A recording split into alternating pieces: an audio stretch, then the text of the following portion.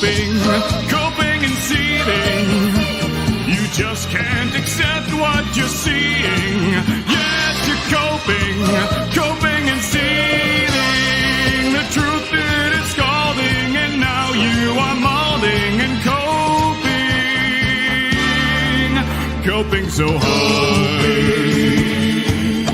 Coping and seething. Don't watch. Turn off the TV. Go and touch grass, please, for God's sake.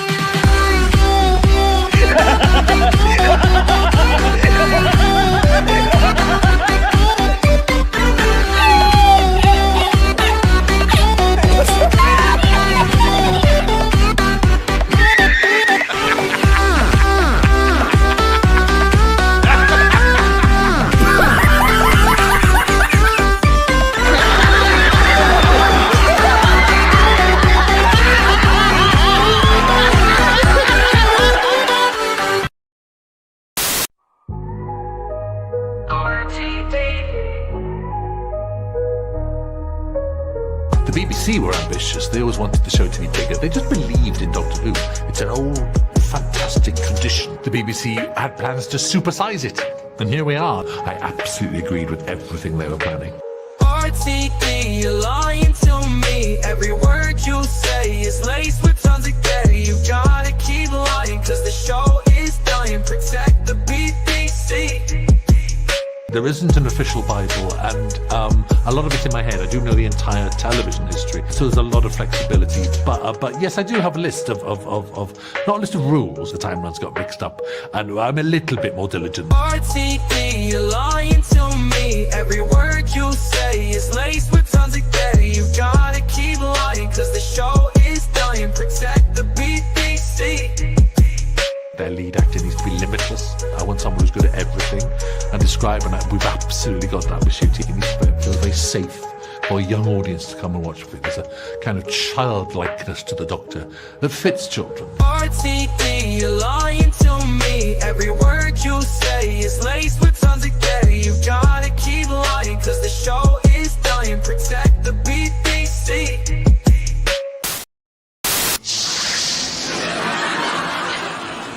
Damn you! Sutek gets filmed in front of a live studio audience.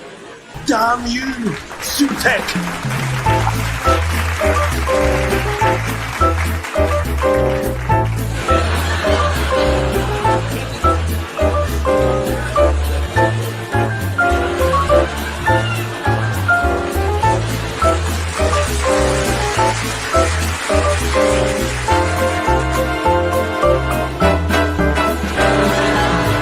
This show ain't no good. It's astounding.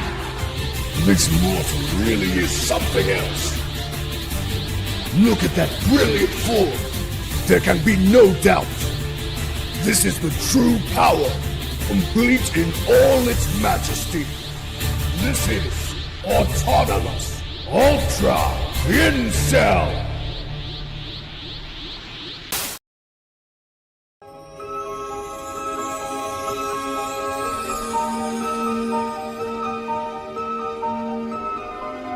One day, I shall come back. Yes, I shall come back. Until then, there must be no regrets, no tears, no anxieties. Just go forward in all your beliefs and prove to me that I am not mistaken in mine.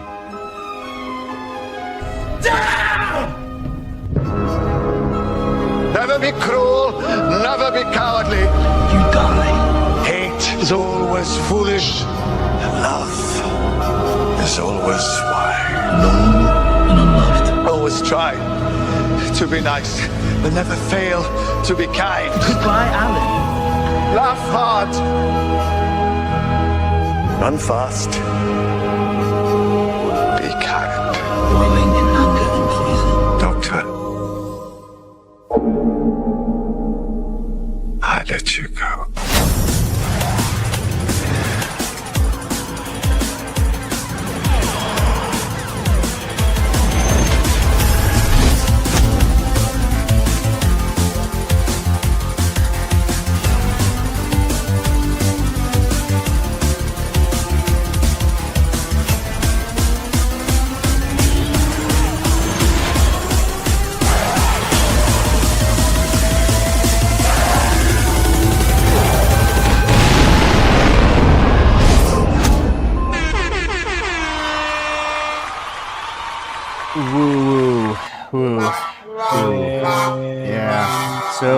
here again.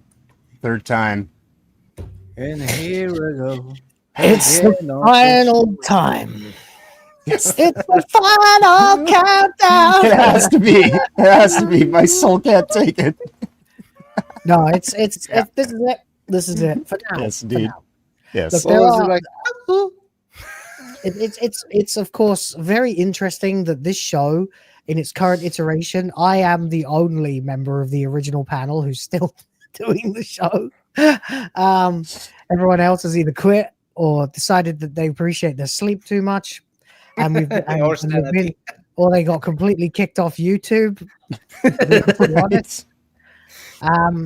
But of course, we are the current panel, and this has been a very effective panel. We've had a lot of laughs together, and as it stands, I did try to tell you guys, we're not going to keep going with this show because Doctor Who is dead. Mm-hmm. We got what we wanted. The show is dead, and there's only Mission so much accomplished. longer that we can continue to keep rinsing and repeating the same stuff before a significant portion of the fan base will get bored out of their minds. All right. Well, it's like that expression, you always find your keys in the last place you look. Well, yeah, because you don't continue to look for your keys after you found them. So, now that we've actually gotten R.I.P. Doctor Who to be a thing, there's no, Exactly. Already done. Yep, it's done. Mission accomplished. Doctor Who is dead. It may come back, and if and when it does, we will probably have to revive the show. But all right, to be honest, there are a few reasons that we may have a few occasional one-off episodes. We do need to finish the grand ranking of everything that we started, that we were doing for such a long time on the show. Mm-hmm. We have that and a few other things as well, just sort of general wrap-up stuff. I did want to do like a big panel of everybody who's been on the show, trying to organize that though from multiple time zones when half the people are asleep when you try to message them is like trying to get blood from the stone. So there are reasons we may come back and do it again another time, but as for now we have left it with 47 episodes, and I know MagesGuild is very sad that we didn't get to 50, but everyone else is really glad because they want us to go on and move on to talking about other things that are actually relevant, as well as reviewing Red Dwarf, which we have promised to do. So we're going to do that too. In the meantime, then, we do have the arduous task of finishing the grand ranking of cringe and disgusting, disappointing, hilarious, and stupid moments from Doctor Who 2023 to 2025. Yes, there has been a slight change to the title because I have added a few extras. And we're going to make it worth it, because we didn't get to do it last week. It is alive and well. I have painstakingly recreated every move we've made over the last 2 streams. It took 2 attempts and half of this fucking day. But it has been done. And so we will get on to that. But in the meantime, ladies, gentlemen, and nothing in between, yo, it's WTF. No, it's WhoTF cares. Indeed. Woo-hoo. Oh. Yeah. Sanity, please hold on just a little bit longer to the spider. To be fair, I'm gonna do the proper intro because we fucking won. We won. RTD has felt it. If anyone's seen my videos this week, RTD has more or less had to completely and totally confess that everything he has tried to do has failed and that the show is dead. I wonder if he agreed with that. Remember a few weeks BBC, ago? I absolutely agreed. I'm a little bit more diligent than that. Are you? I have arguments that will suggest that you are in fact not.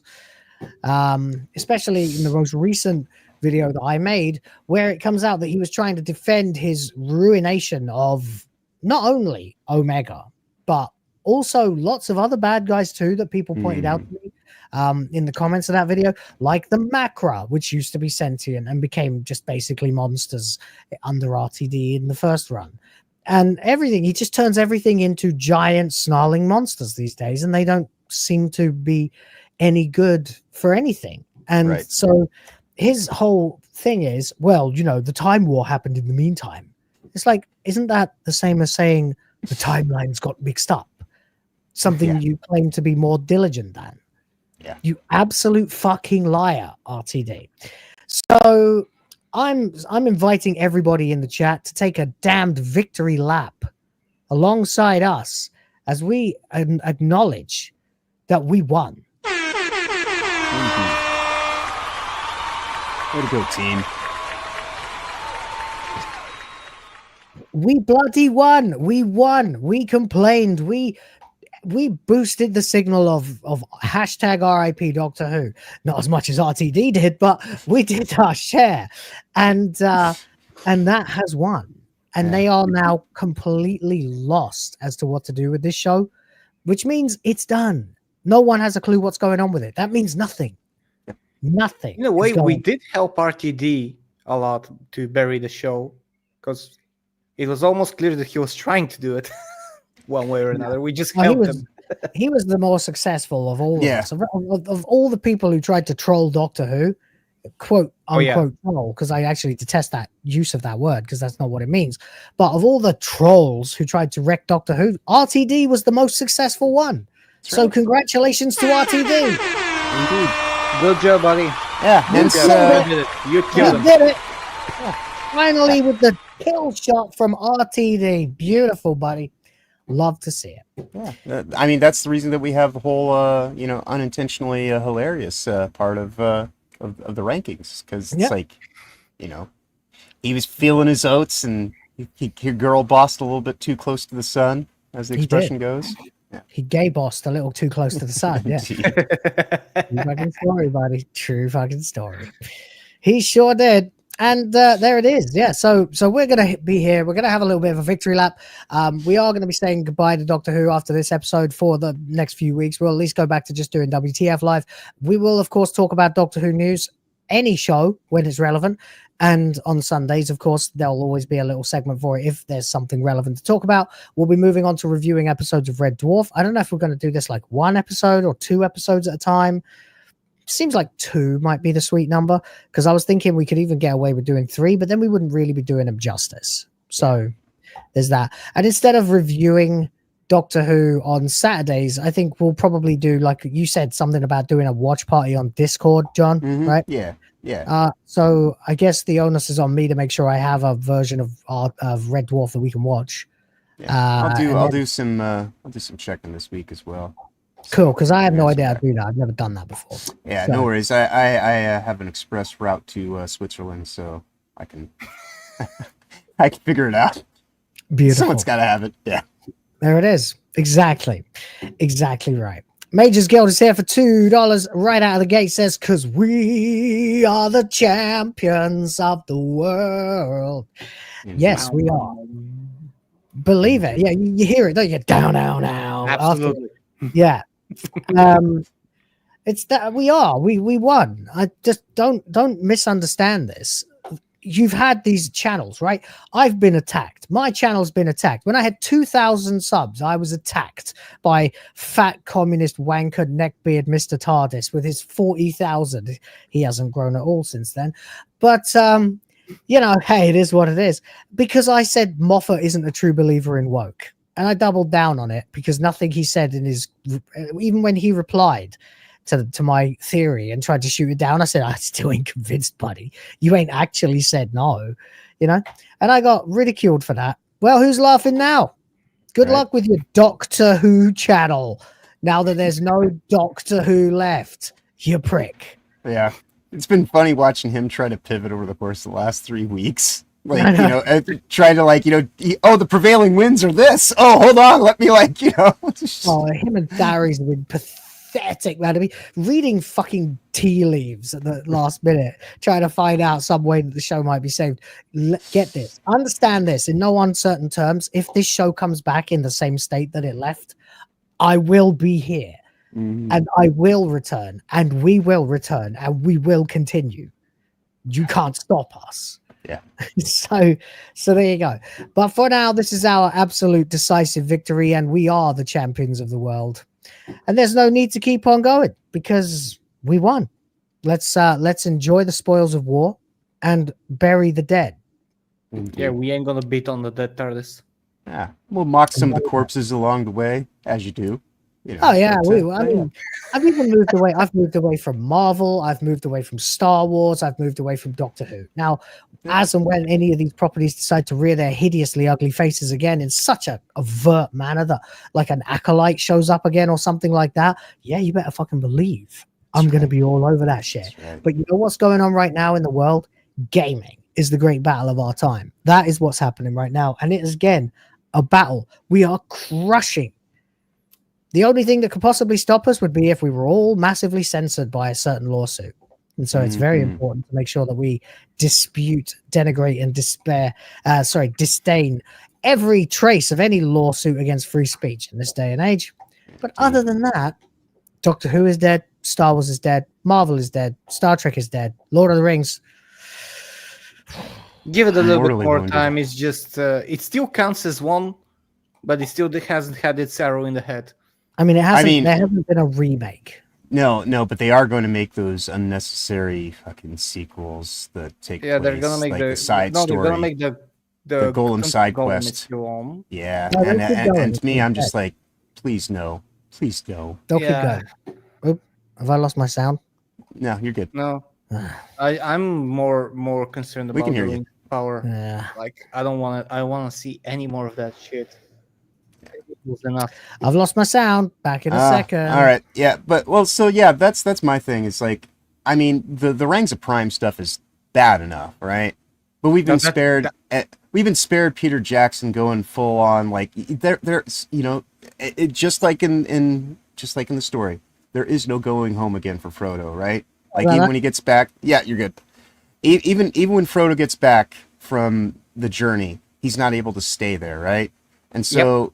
And so, like, when they revisited and they stretched out The Hobbit into a pointless trilogy, it was like, oh, God, please. All right, fine. We'll whatever. But this side story, this Gollum side story, this is so just The why? thing is, Do not. that's even less content than The Hobbit. Right.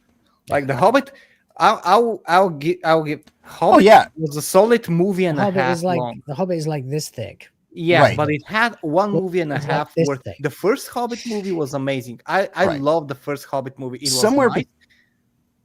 Somewhere in that trilogy of Hobbit movies, you can cobble together one really good fucking movie. Of course, yes, you can You know, do it. You can actually crunch but- the. You get the first movie, and then you crunch the second and the You third see, movie into Lord of the Rings is not dead. 40 more minutes.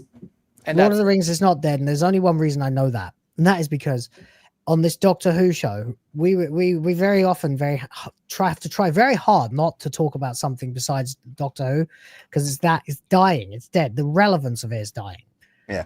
And so we just spun off a few minutes on Lord of the Rings. See, so it can't be dead. No. Whereas if you asked me to spin off a bunch of stuff about Marvel, it would just be angry ranting about how it was killed. Star Wars the same. With Doctor Yeah. Who, it's like we won. Yeah. They're not making anymore. Yeah. I'm able For the foreseeable to kind of divest or kind of dissect and say Rangs of Prime is this corporate thing. That is that is the Ring of Power, right? Yeah. That is not Lord of the Well, Rings. the beautiful thing about it is that okay, it largely doesn't involve the same characters. Right.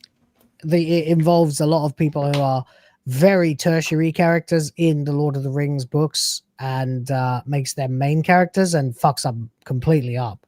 But it doesn't take Luke Skywalker, or you know what I mean? It doesn't take Aragorn and make him, you know, a failed king with no heirs, you know, who dies alone, with Gondor having fallen to rubble, and you know, and he's turned his back on the crown again, and instead a woman comes along and restores the kingdom in his place, and you know what I mean? And yes, you say yet.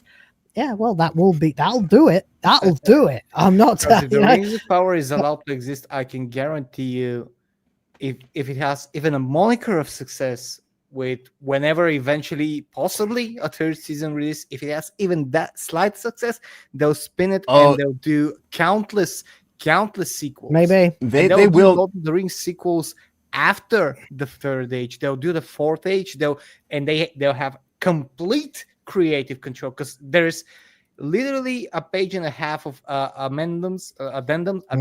Sorry, Appendices. just events. Appendices, yeah. Appendix. No, it's like just like at the end of the whole book, the trilogy book, you have dates and what happened Yeah, in that year. appendices. And that, there is no appendices. Yeah, sorry. That's right. And they'll spin that around and they'll fucking destroy everything. I know. Although they couldn't actually use the lore of the books or anything contained within the books originally, they had to use the Silmarillion or something. They couldn't even use the whole Silmarillion. They could use only the appendixes and some of the side stories, and that's what they're trying to do, which is Unfortunately, the Rings of Prime will hit all 5 of the seasons. Fortunately, though, they will truncate those seasons down to where they end up just becoming like 3, maybe 4 episodes. Yeah. You know, and then they'll just drop them in a day. They'll do the budget for one season, truncate it down, and then they'll basically say, this series 3 is 3 specials. And series 4 is 3 specials, and series 5 is 1 special. Right.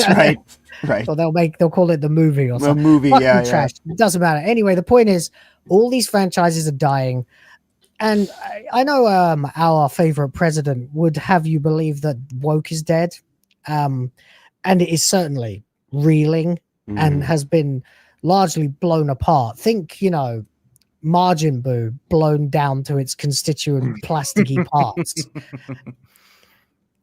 Don't assume they're not going to try and regenerate.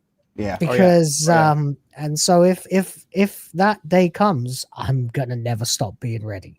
That's right. As far as I'm concerned, I have children now, and even before I did, I was ready for this to be the rest of my fucking life. Yeah. But now you have like a reason to do these things. I have a better reason. Yeah. Anyway, thank you very much, Mages Guild. We are the champions for now. We will continue as and when. Well, let's just say we'll be keeping a watchful eye, especially on CBeebies over the next few weeks. And guys, let me know if I miss anything, especially you, Mages Guild. I know you're hot on top of all this shit all the time. Never lets me miss anything. I love it. Garrett Griffin is here for $10. Says, Super Chat, I let you go. It's okay. I'll take you. Don't worry. It's okay. I got you. Come here to me. It's okay. Drop it.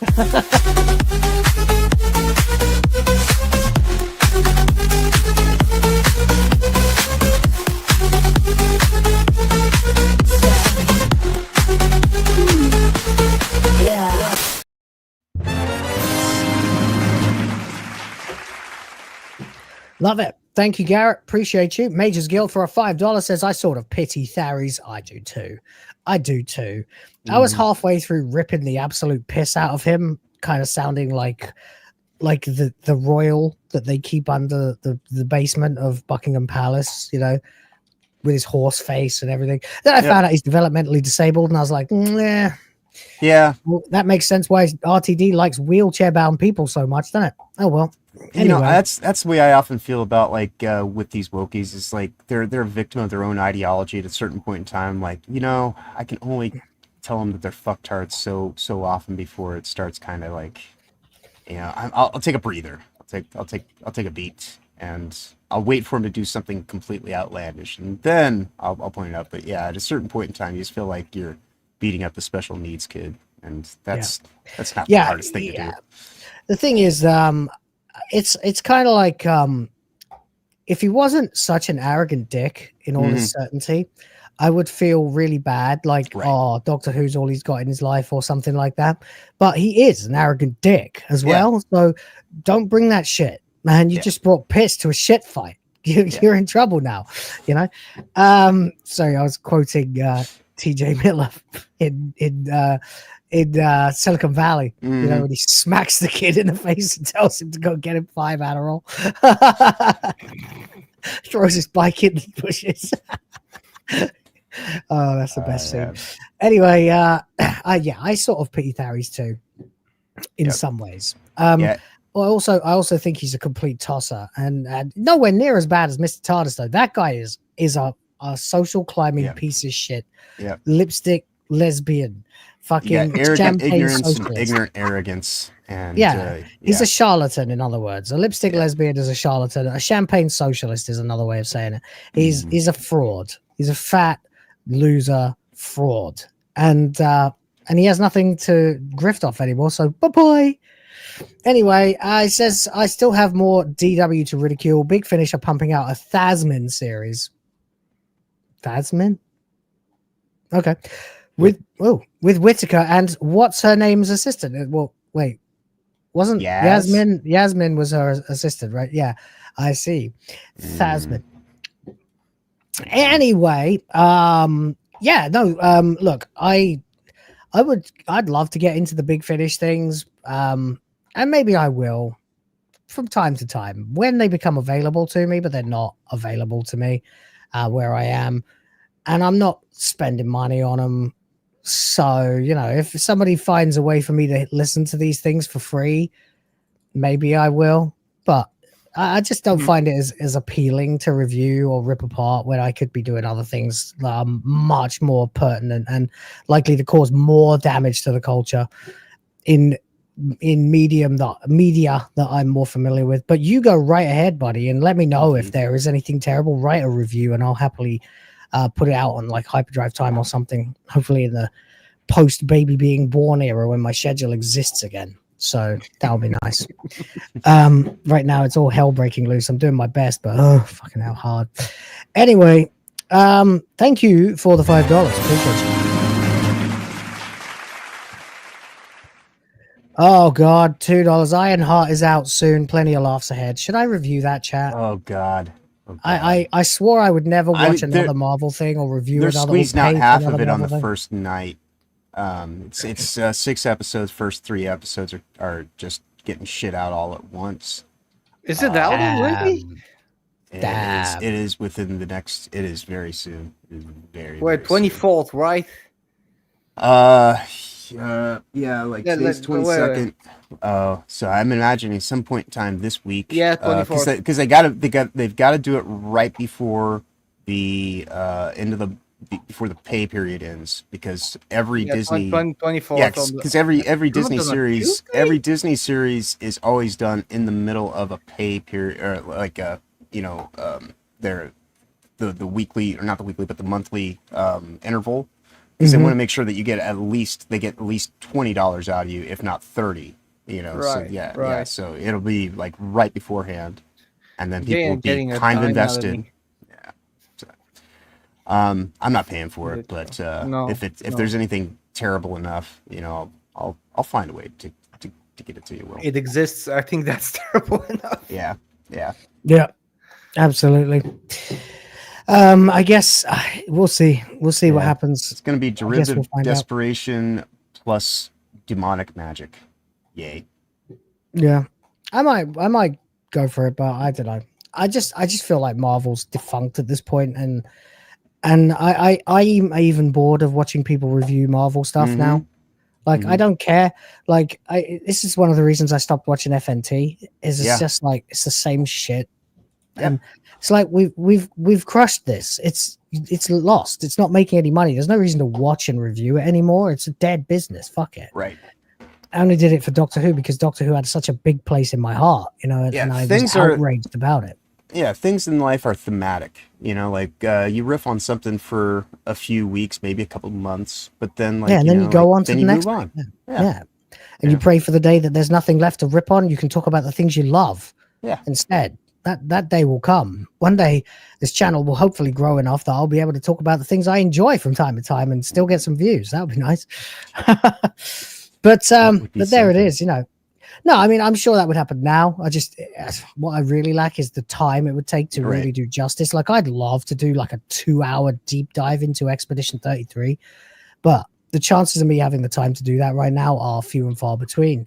Right. Whereas what I already know about and wouldn't require me to like dive into present like knowledge of news events and stuff that's going on in pop culture. I know I can talk about that stuff. I know I can review that stuff. I know I can report that stuff. It's a lot more in line with what I'm capable of doing right now with my work-life paradigm, Yeah, but there you go. That is coming out this week that is even kind of like I would normally care for, but as said, as I've stated, I'm just so far beyond PlayStation Network and all of its bullshit. Death Stranding 2 is coming out this week. No one even seems to notice. Right? Yeah. Right. And it's is that soon? And you would think, you would think that Maybe I would be Hypno like, care. Maybe Hypno. I think he liked I that don't even know. I don't even know because he was mentioning last night that he's never even played the first one. Right? Oh, he because, didn't play someone else then. I can't think who it was. Yeah, and because like that's the thing. I think I'm one of the few people who actually dug into it and like because like everybody's like, oh, walking simulator, this walking. It's like, dude, no, it's just one of those things. It's kind of like getting to know someone. You don't just get exactly what you want. Like it's I just didn't. The trailer didn't remotely vibe with me for the first one. Neither of them. I don't give a shit about Norman Reedus. I tuned out of Walking Dead after like the 4th season. I was like, this is boring now. Yeah. This character's not even in the comics. Why are they trying to make Norman Reedus a thing? Right. Then he shows up in PT, and I didn't care about that. Right. I know a lot of people did, but I didn't give a fuck. Then it's Death Stranding with Norman Reedus. I'm like, yeah. See, and that Norman Reedus was the least of my fascination with the game. Like it was more like the quantum entanglement, parallel worlds, all this kind of stuff. Just, like it was like that game was uniquely written for me, and I loved any it of that in the trailer. All I saw was him having a baby in his stomach. Right. And I'm like, and walking. Yeah.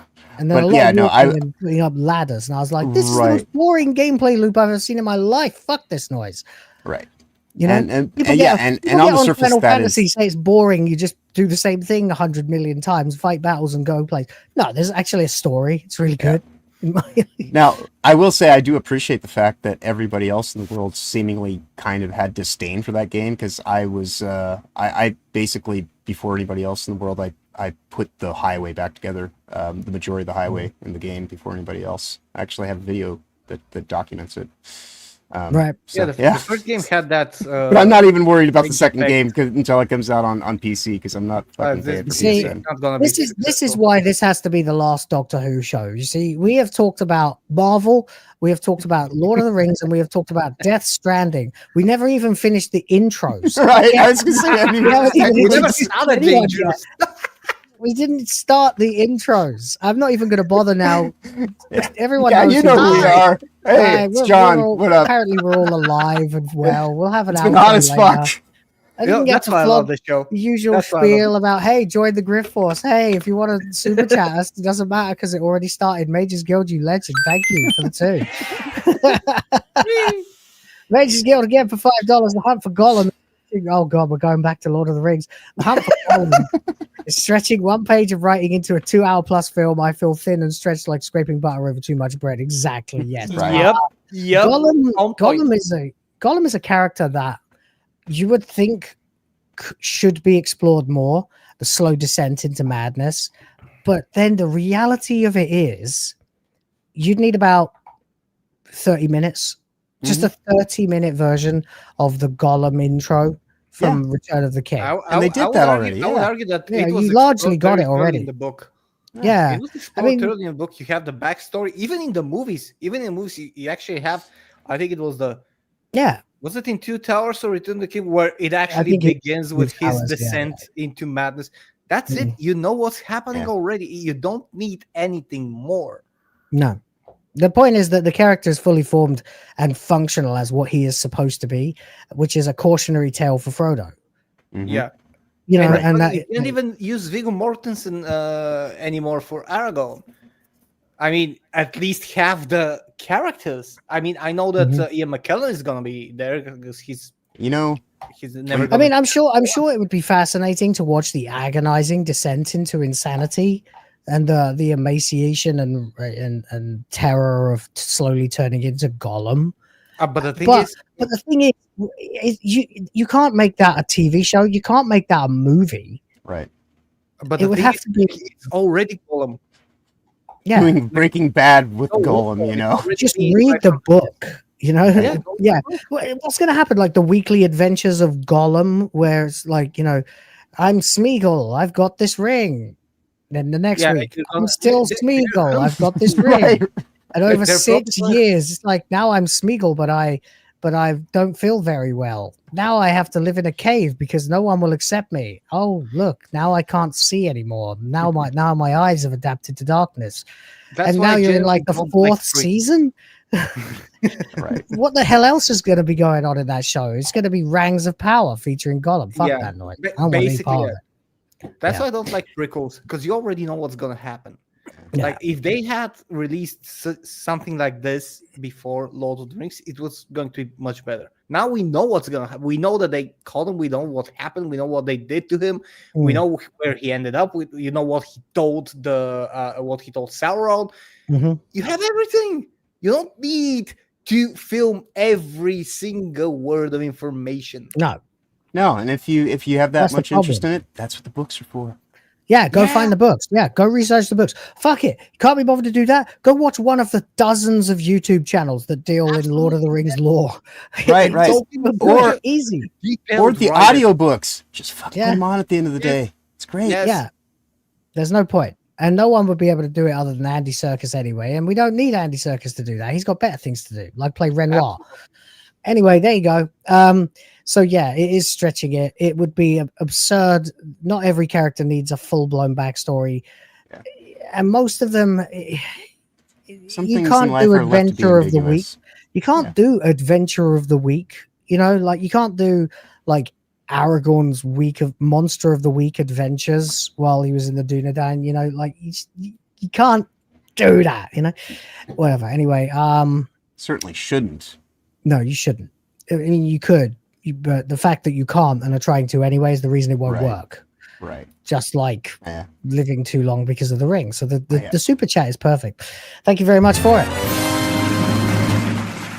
He's done it again. He's done it again. At a certain point, I'm going to have to play something else. Yes, it did this. They ruined Isildur, Anarion, and Elendil in favor of Miriel, who was never the queen of Numenor. No, it was Tarmiriel, who was this sort of queen consort or something. It's literally the same thing. Yeah, it's the same thing. There's no fucking point. Tarmiriel is not an important enough character to... Wait, didn't they make her black too? Is that Muriel in the game? In the book? Yeah. It's kind of like the shield maiden in the fucking Whore of the Rohirrim. As they called her Hera, didn't they? Which is Norse. It's just straight theft from Norse mythology. There's no way Tolkien would ever call a character a straight robbery from like Norse myth. Okay, well, whatever. Anyway, they did this, they ruined it, blah blah blah blah. It's the same thing. You're absolutely right. Again, MagesGuild, thank you. He says he sent some DMs. He sent his DMs of his parody clips to close it out on X. Lovely, thank you. Yeah, we'll play them at the end then. We'll close out the show with them. Beautiful. I've seen them before, but yeah, let's do it. It will be hilarious. And thank you for the two. Appreciate you for that. Yeah. And again, Gollum, the game, the movie. No, cancer. No. When Lord of the Rings began, people used to call me Legolas, and then in recent years, or at least compare me. You know, it's like when I had like really blonde, long hair, like look like Legolas, and now I get Aragorn all the time. So I think that's actually kind of an upgrade. When I had long hair, I used to get Jesus. Literally. I had sort of the same colored hair as Jesus is depicted, even though there's no way he actually looked like that. Jesus, Kurt Cobain, you know. Yeah, well, I was never blonde. I was kind of like auburn color. I used to get Kurt Cobain and Lane Staley when I lived in Seattle. I jokingly referred to myself as Lane Cobain. Although it did get damn near blonde at one point, kind of honey blonde color. Oh, my hair. Now people are telling me I'm Gandalf because, of course, like Laura says I'm 96 years old. So I don't get called anything either. Just sir everywhere. Although in the Philippines it's not pronounced sir, it's pronounced ser. Don't know why, but it is. Anyway, there you go. Thank you very much for that super chat as well. Keep them coming, guys. Fill up the bar. Help me decide what we're going to be playing next. At the moment, Zelda's lost pole position to something else, which is the answer I was least hoping would win, because then I have to actually dive deeper and find out what the fuck people want me to play. And the best part of asking a bunch of people what they'd like you to play next is that you get 1,000 answers, and every one of them is different. And not all of them are remotely connected to what I'm interested in playing. So, it's difficult to come up with a short list that will please everybody.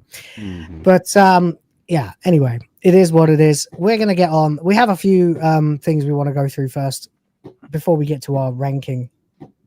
But we better get on because play Pokemon. Ooh, I have been thinking about playing a Pokemon randomizer ROM.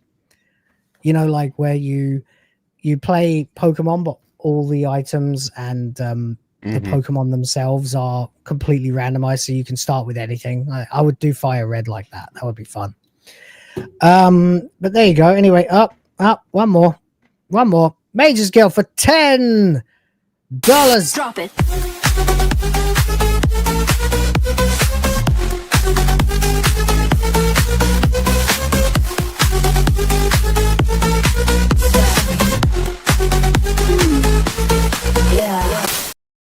A lot of people don't know that in that clip, that random bit of wordage that you can't quite hear is saying "slap me." There you go. But MagesGuild says, I know more about Middle-earth than I know about Doctor Who and cinematography. Awesome. My editor-in-chief at one publication called me Nerd of the Rings before the modern internet existed in the BBS era. Time immemorial. No, that's fine.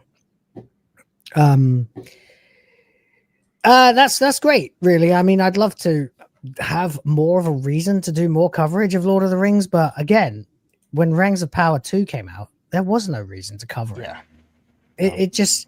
It was irrelevant. Like, I just didn't care anymore.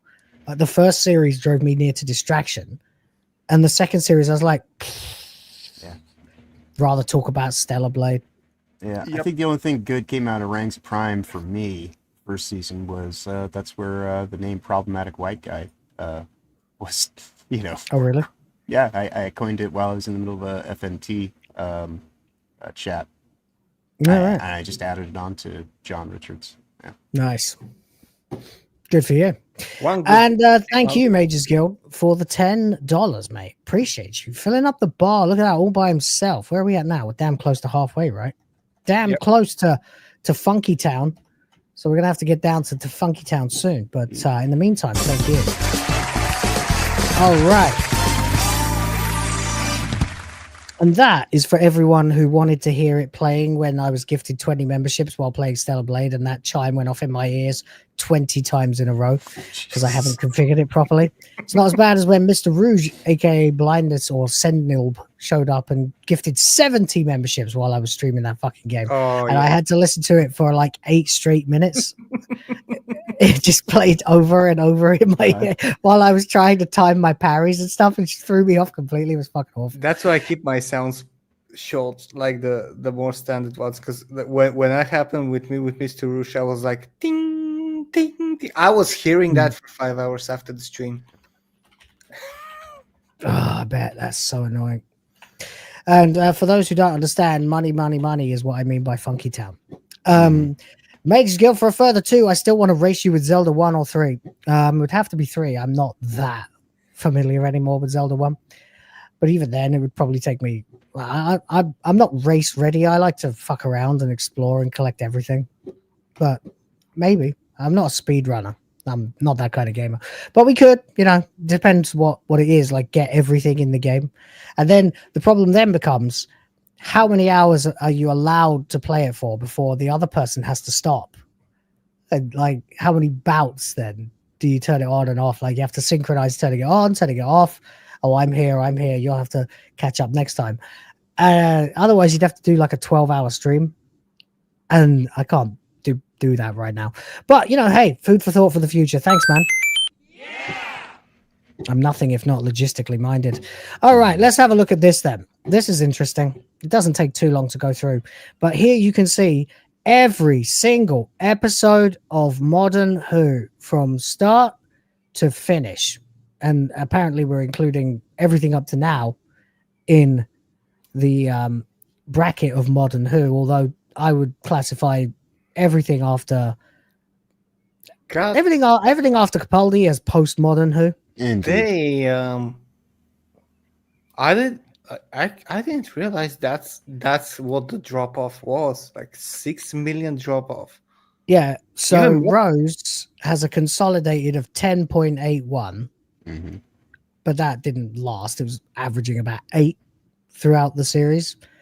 The lowest of all was the Doctor Dancers, which is really interesting because that's one of the best episodes. Bad Wolf did really badly too, and the Parting of the Ways did even worse. So by the end, they were skirting around 7 million. But everyone was getting freaked out when that happened with Capaldi. Okay. It was considered a massive, massive success. And they came back. Christmas Invasion, obviously, nearly 10 million again. New Earth, we were looking at 8s, 9s, 7s, 6s, 7s, rounds out on 8 as people realized the finale. Like they realized the new pattern of the show. So the finale is going to be when the real shit happens. So that's when the big numbers come in. Back up to 9.5 million for Runaway Bride. Smith and Jones. Again, we're looking at 8s, 7s, and high 6s consistently. So it managed to keep that going. An average of 7.5 to 8 million all the way through. Then Voyage of the Damned. Voyage of the Damned. Voyage of the Damned, the highest rated episode ever. Yeah. Not surprising. It was the end of the Tennant run. By this point, a lot of people who had not watched Doctor Who had heard how good it had become and started going back and watching it on like various other services, including Tortuga. So that's when you started to see these numbers go skyrocketing. Then, of course, you've got Series 4. 9, 9, 7, 7, 7, 7. Silence in the Library, for some reason, the lowest rated one. That's weird. Yeah, very weird. Probably the best episode. That or Forest of the Dead, the 2-part. And there's The Journey's End. 10.57. So literally the highest non-special episode since Rose was Journey's End. So then you've got, of course, The Next Doctor, which was a fake out, because everyone was hearing that Tennant was going to regenerate. And for a lot of people, that was going to be their first regeneration. At the time, it was mine, because I by this point watched Eccleston, but I got into it during Tennant's run. And then I went back and I watched like loads. But my first like new Doctor was this one. So 13.1. For the next Doctor, first of the specials. Then people realized it was bullshit. Planet of the Dead didn't do anywhere near so well. It was Easter. People weren't really interested then. Then you had Waters of Mars. That was around Halloween. Yep. And he also started going with the 4 knocks a lot in that. Yeah. Oh God. Yeah. And then and then of course Waters of Mars. You've got the whole concept of the Time Lord Victorious, which never went anywhere. Never went anywhere.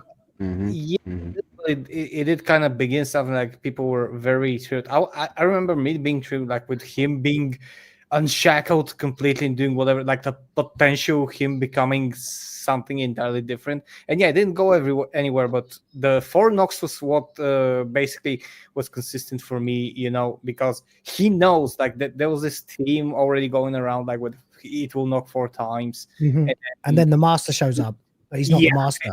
Yeah. He's like this bastardized, raised from the dead, always hungry monster version, but still obviously a genius. Turns everybody into the Master. So we got 12.27 million for the high point, the end of time. That's Tennant's regeneration. And these are great, great, great, great numbers. They actually went up on average in the last series and the specials. Yeah, because massively. The series went better. Yeah.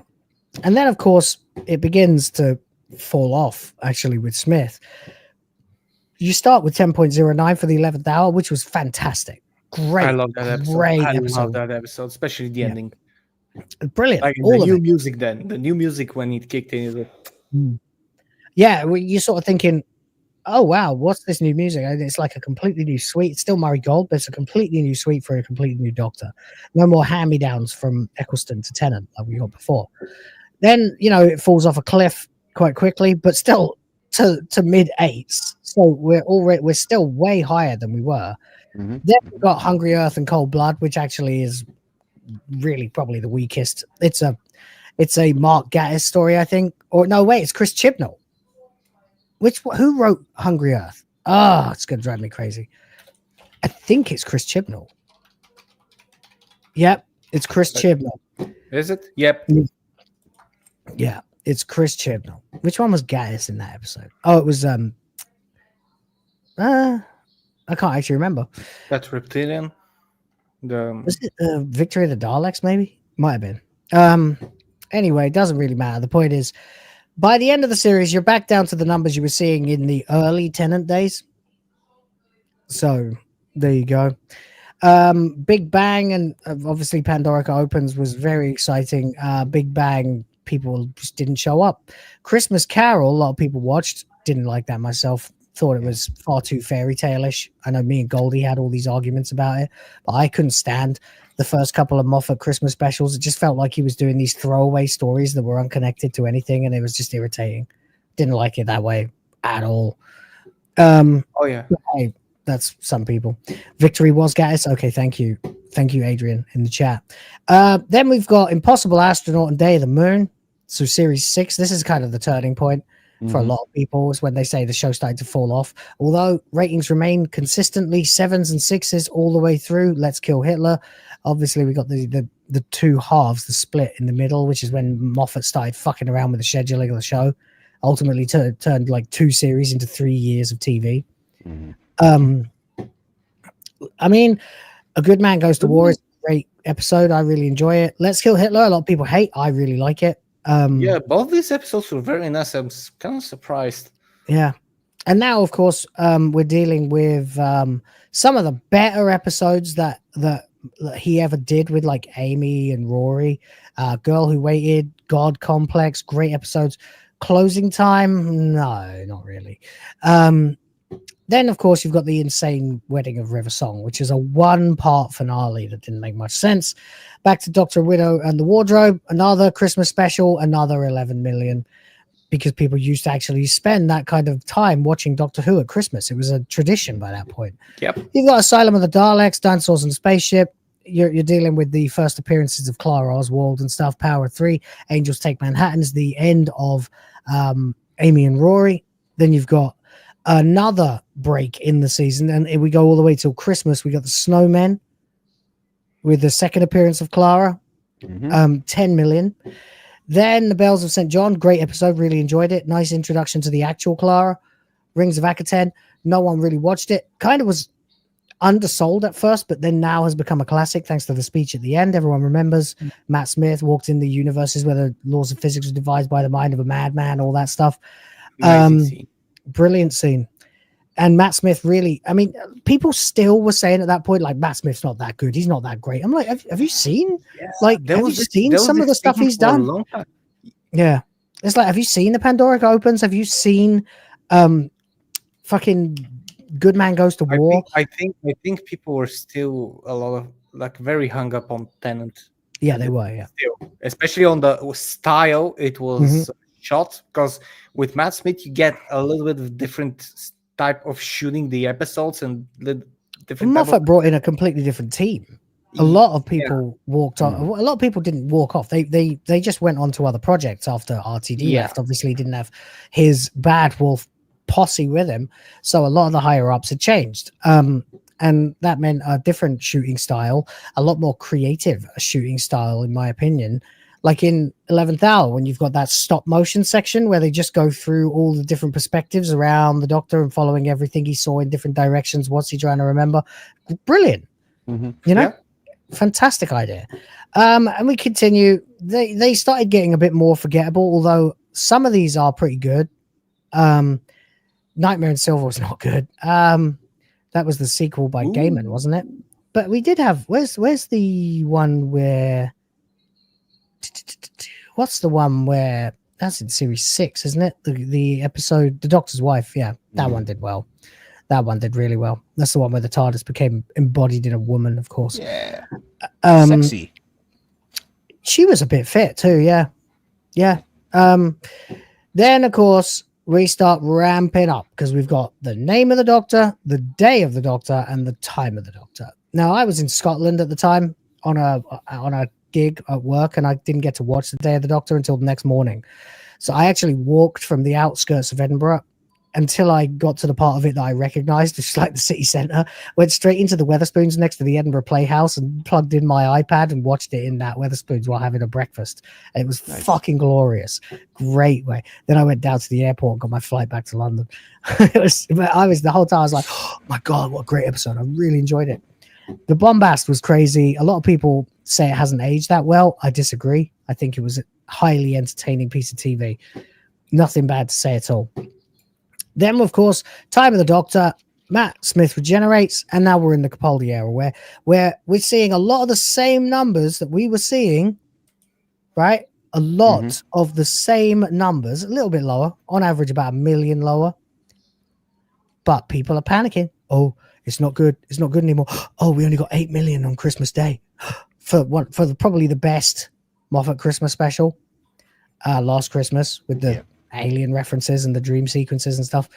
Magician's Apprentice, which is familiar, Under the Lake. They started getting really wanky, but around about this point, The Girl Who Died, The Woman Who Lived, The Zygon Invasion, The Zygon Inversion, criminally is one of the lowest rated episodes.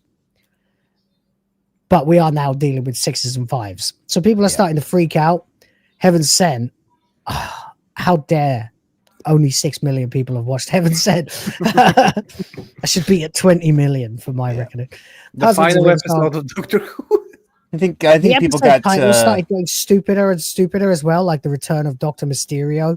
Yeah, I think people got subliminally convinced that the Doctor was supposed to be a young-looking character, and Capaldi was just too much of like a, the angry eyebrows and all the stuff, and it was like an old man, like a 60-year-old man. Classical that way, right? Yeah, right. It's just that you have an audience of people who basically got trained and they increasingly woke on the younger doctors at this point. You got Eccleston, especially Matt Smith. I think. I still think one of the greatest things that ever happened in Doctor Who as a series was the "I'm Not Your Boyfriend." Like that was just like. It was a return to to the actual paradigm. Yeah. I mean, it's so great because he's just like, I'm the man that you're looking at, but I'm not who you're looking for, basically. And so stop that. And it was just so great. So a combination of Moffat's fucking inability to schedule things properly, or maybe this BBC forcing him to schedule things in stupid ways, splitting seasons in half, having random like plot significant episodes occurring on Christmas episodes where previously he just did fairy tale episodes. People were out of sync with what they were to expect from Doctor Who anymore, and the titles started getting crazier and crazier. The Pyramid at the End of the World and Extremis are good ideas. The Lie of the Land is a good idea. All of it is good, but then they get like World Enough and Time. People are like, what the hell does that mean? I don't fucking watch that. So you got 5 million, Twice Upon a Time gets 8, and that is it. Now, at this point, guys, they were panicking because they were only getting 5 million viewers. Yeah. Nearly 6 million on average. I blame... But then, well, let's watch it fall off a cliff, shall we? Yeah. 11 I blame Bill million. Potts. I blame Bill Potts. You blame Bill Potts because you wanted to get fired so you can chain her to a radiator and have your way with her every day. Right. Yeah. As the lore goes. But yeah, no, the funny thing about that is the only thing I've ever seen with her in was Twice Upon a Time. Like, I literally gave up. No. You're right. Don't try to defend yourself, you obvious Bill Potts simp. Right.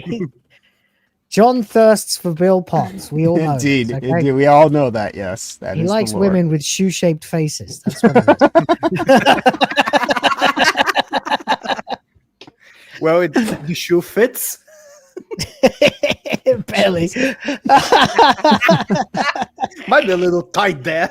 We're talking about like 9 months. It brings a whole new meaning to foot and mouth, right? Yeah. They finally found... if they decide to remake Sex and the City, they already have a diverse version of Sarah Jessica Parker. Don't give them ideas. Come on. It's already not going to hurt my feelings. I don't have any, respect for the first run of Sex and the City, so they can do whatever the fuck they want with it. I don't hold them in high regard. Yeah, Psynox Badfish gets what I'm saying. Yeah. Exactly. There we go. John Aker, it says, B-Man says you're better than Kana. That's funny. Put the foot in your mouth. So anyway, we are now in Jodie territory. You watch as 11 million goes poof and turns. By the time we get to the stupidest title probably ever. What the fuck? The end of series 1, the Battle of Ranskor av Kolos. You have now fallen to exactly where you were last season with Capaldi. Resolution, the New Year's Day special because, of course, we can't, not allowed to have Christmas specials anymore because that would be offensive to non-Christians. I remember that article. Yeah.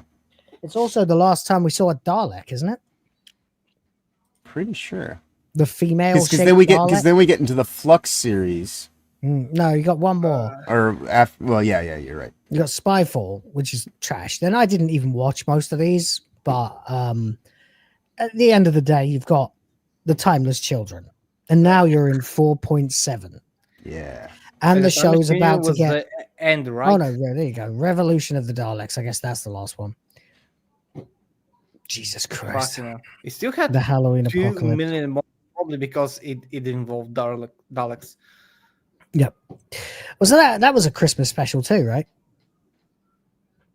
That was a New Year's special, I think. Revolution of the Daleks. I have only watched clips on any I haven't watched this series. Possibly. So I know that they started breaking them up. One New Year special of Doctor Who. That's right. Aired on New Year's Day instead of Christmas Day. Just like the this is the one that had Jack Harkness in it, I think. Did it have Jack? No, yeah, it had Jack Harkness in it. Oh fuck! And it had that's it. It had. Thankfully, I don't know too much about the Jodie run because I avoided it. I continue to, and now that we don't cover it, I remember a clip where he had, and he I've was been spared. At Jodie Smith. That's right. You're a woman now. Yeah, that was it, and it was responsible for bringing us the female Dalek. What? Yeah. See how its waist goes in the middle? Yeah. Smaller head. It has a neck, smaller head. Why? Yeah. Because what? Fuck men. That's why. Ugh. So there you go. Then we have Flux 5.5, 4.7, 4.7, 4.8. Vanquishes Eve of the Daleks, Legends of the Sea Devils, and Power of the Doctor. There you go. That's the last specials, and there you go. So, congratulations, you have fallen as far as 3.47, which was the lowest rated episode of Doctor Who. There's something on your Discord that's pretty great, Will. Oh, well, which bit? It's I'm not logged in. It's in the memery. Sardak posted it. By the way, who has ever looked at? Because I just looked at the female Dalek, and I immediately thought this is Rosie the robot from the Jetsons. It is. It fucking is, Mr. J. Yep. And no, that's not a Harley Quinn thing. Wait. Oh no. Oh no. Did you ever see the Robot Chicken sketch that was like I, Robot, but with Rosie from the Jetsons? It's like, I did not kill him. Oh no, I haven't watched that one. I need to check. Funny. It's an early one. The memery, what we got? What do we got? What are you up to, Sardo? I want to see it as well. Oh my god. Wait, I need to see it. It's a Sarah Jessica Parker thing. Hold on.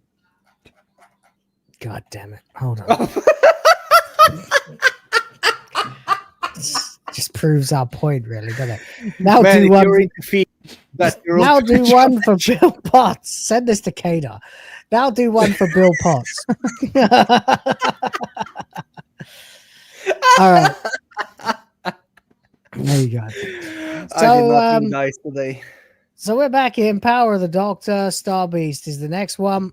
That's the David Tennant regeneration, 7.6. Then you're up to 7.4. 6.85. Church on Ruby Road gets 7.49. Then we see the bi-generation, thus telling us where the rest of the show is going. And you can see here we know where it goes. 4, 3, 3, 4, 3, 3. It's like a countdown. 3, 5, 3, 3, 3, 2, 2, 3, 2, 3. Yep. Womp womp.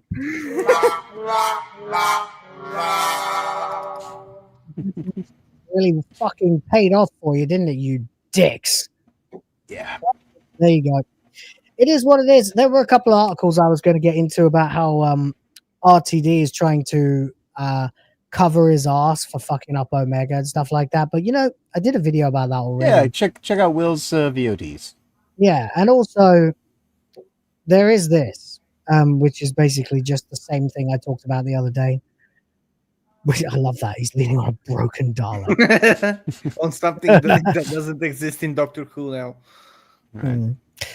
And basically, he's pausing his column. Did we talk about this last week? We did, didn't we? Where he announced that it was over. He's had enough. He's pausing his presence in Doctor Who magazine. If we didn't talk about it here last week, we definitely talked about it during the week on WTF Live. That's right. Yeah, we definitely talked about it before, though. So there you go. That's it. That's enough of that crap right now. But on to the main event. Well, before we do that, we have a few super chats to get into. Indeed. Starting off with MagesGuild for another $2 says CGI Monster Master with RTD. Nothing changes. Yeah, that would be it. Yeah. I mean, at the end of the day, if the Master did come back in this current series, it would be he would have like devolved in some form or another, or he would have enslaved. He would have turned the Cybermen into like a giant amorphous hive-minded incel brain or something. Right. Yeah, it's pathetic. Something to do with misogyny for sure. Anything to try and attack the fans. Right, and it's why aren't there cyber women? Heavily promote feminism. Yeah, cyber women. Power Yeah. of feminism into a death ray laser.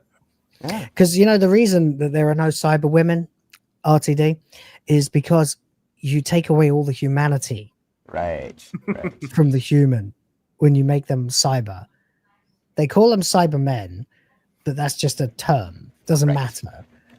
There's cyber beings, whatever. They are the cybers. They are the cybers, and that's all there is to it. Oh, we are joined at this time by our fourth. It's Mr. Rhoda. How you doing, buddy? Welcome back. Hey, man. Yeah. Sorry. It's out of just breath. so hot here. It's just so hot here. I can hardly breathe. Me and my housemate just passed out in the heat. I know that's like I spent most of the day. Come join us, mate. If you didn't need to. Oh no. I was gutted that I missed it. Oh well, you're here in time for the ranking, so good for you. You haven't missed anything of import. But yeah, no, I know what that's like, Rod. I spent most yesterday sleeping because it was over 100 fucking degrees most of the day, and I was just like, it never fails to stagger and baffle me just how unprepared the UK is for its own weather. Yeah. I mean it. Like, it's been my entire life, at least, living in the UK before I came to the Philippines like 8 years ago. That every summer it would be so hot, no one could cope with it, and yet you don't have air cons in your houses for this exact reason. Yeah, I heard they're illegal now. They've actually made air cons illegal. Pacific Northwest is kind of the same way. Like it's there's no way I could stream in this room right now without that aircon blaring. Yeah, well, no way. That's exactly why my gaming streams has been non-existent the last week. Why would you make them illegal? That doesn't even make sense. Net zero and all that. Greenhouse emissions or some sort of shit. My fucking Christ. Right. Get out of the United Kingdom. Come here. Yes, it's hot, but you can control it. Right. I mean, like, what temperature is it in the UK today? Like in Celsius? It's only about 30. It's the humidity, not the temperature. Right.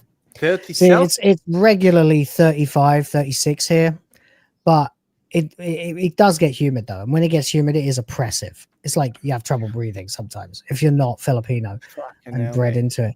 But you'll be all right. You'll be fine. And most of the time, you just adapt your life. You don't go out in the midday sun like a mad dog or an Englishman, although I still do because I sometimes have to. And I just get on with it. But everyone looks at me like I'm crazy. Everyone else, they're taking siestas, Even people working on building sites, they take time off. They go take 2 hours off when it's midday. They go sleep because there's fuck all else to do. And they get back to work and work till like 7. They're happy like that. They also don't use any kind of safety harnesses. I've seen guys on buildings, like buildings 7 stories high in bare feet with no safety equipment on whatsoever, laying concrete bricks and stuff. If someone falls off, they take them away and they hire someone new. We need new Timmy. That's why they don't like dark-skinned people in the Philippines. It's true. They hate them. They hate the darker your skin is, the lower class you are, because you probably have to work outside. Well, I really need to get to the Philippines because, as you can see, I absorb light. Just like if you are white, you are automatically handsome and beautiful here, even if you're not, like facially or physically. Sarah Jessica Parker would do really well here. Yeah, if she's not wearing fake tan. I'll be highly exalted then. Oh yeah, you find like you see it as well, because I used to live in a like tourist town a couple of years ago, and that's the only place you'll ever see white women in the Philippines is in the tourist towns, right? And they're revered like goddesses. It's absurd. Anyway, there you go. Yes, you should get your ass over here. Everyone should get their asses over here and help me take over. I might just have to sell this record collection and just get on my way. Yeah, I mean, the England and the UK has been sold to immigrants anyway. Why don't we just go be immigrants in another country? That's right. Yeah, give them the taste of their own medicine. Except that you have no rights here if you're not a Filipino.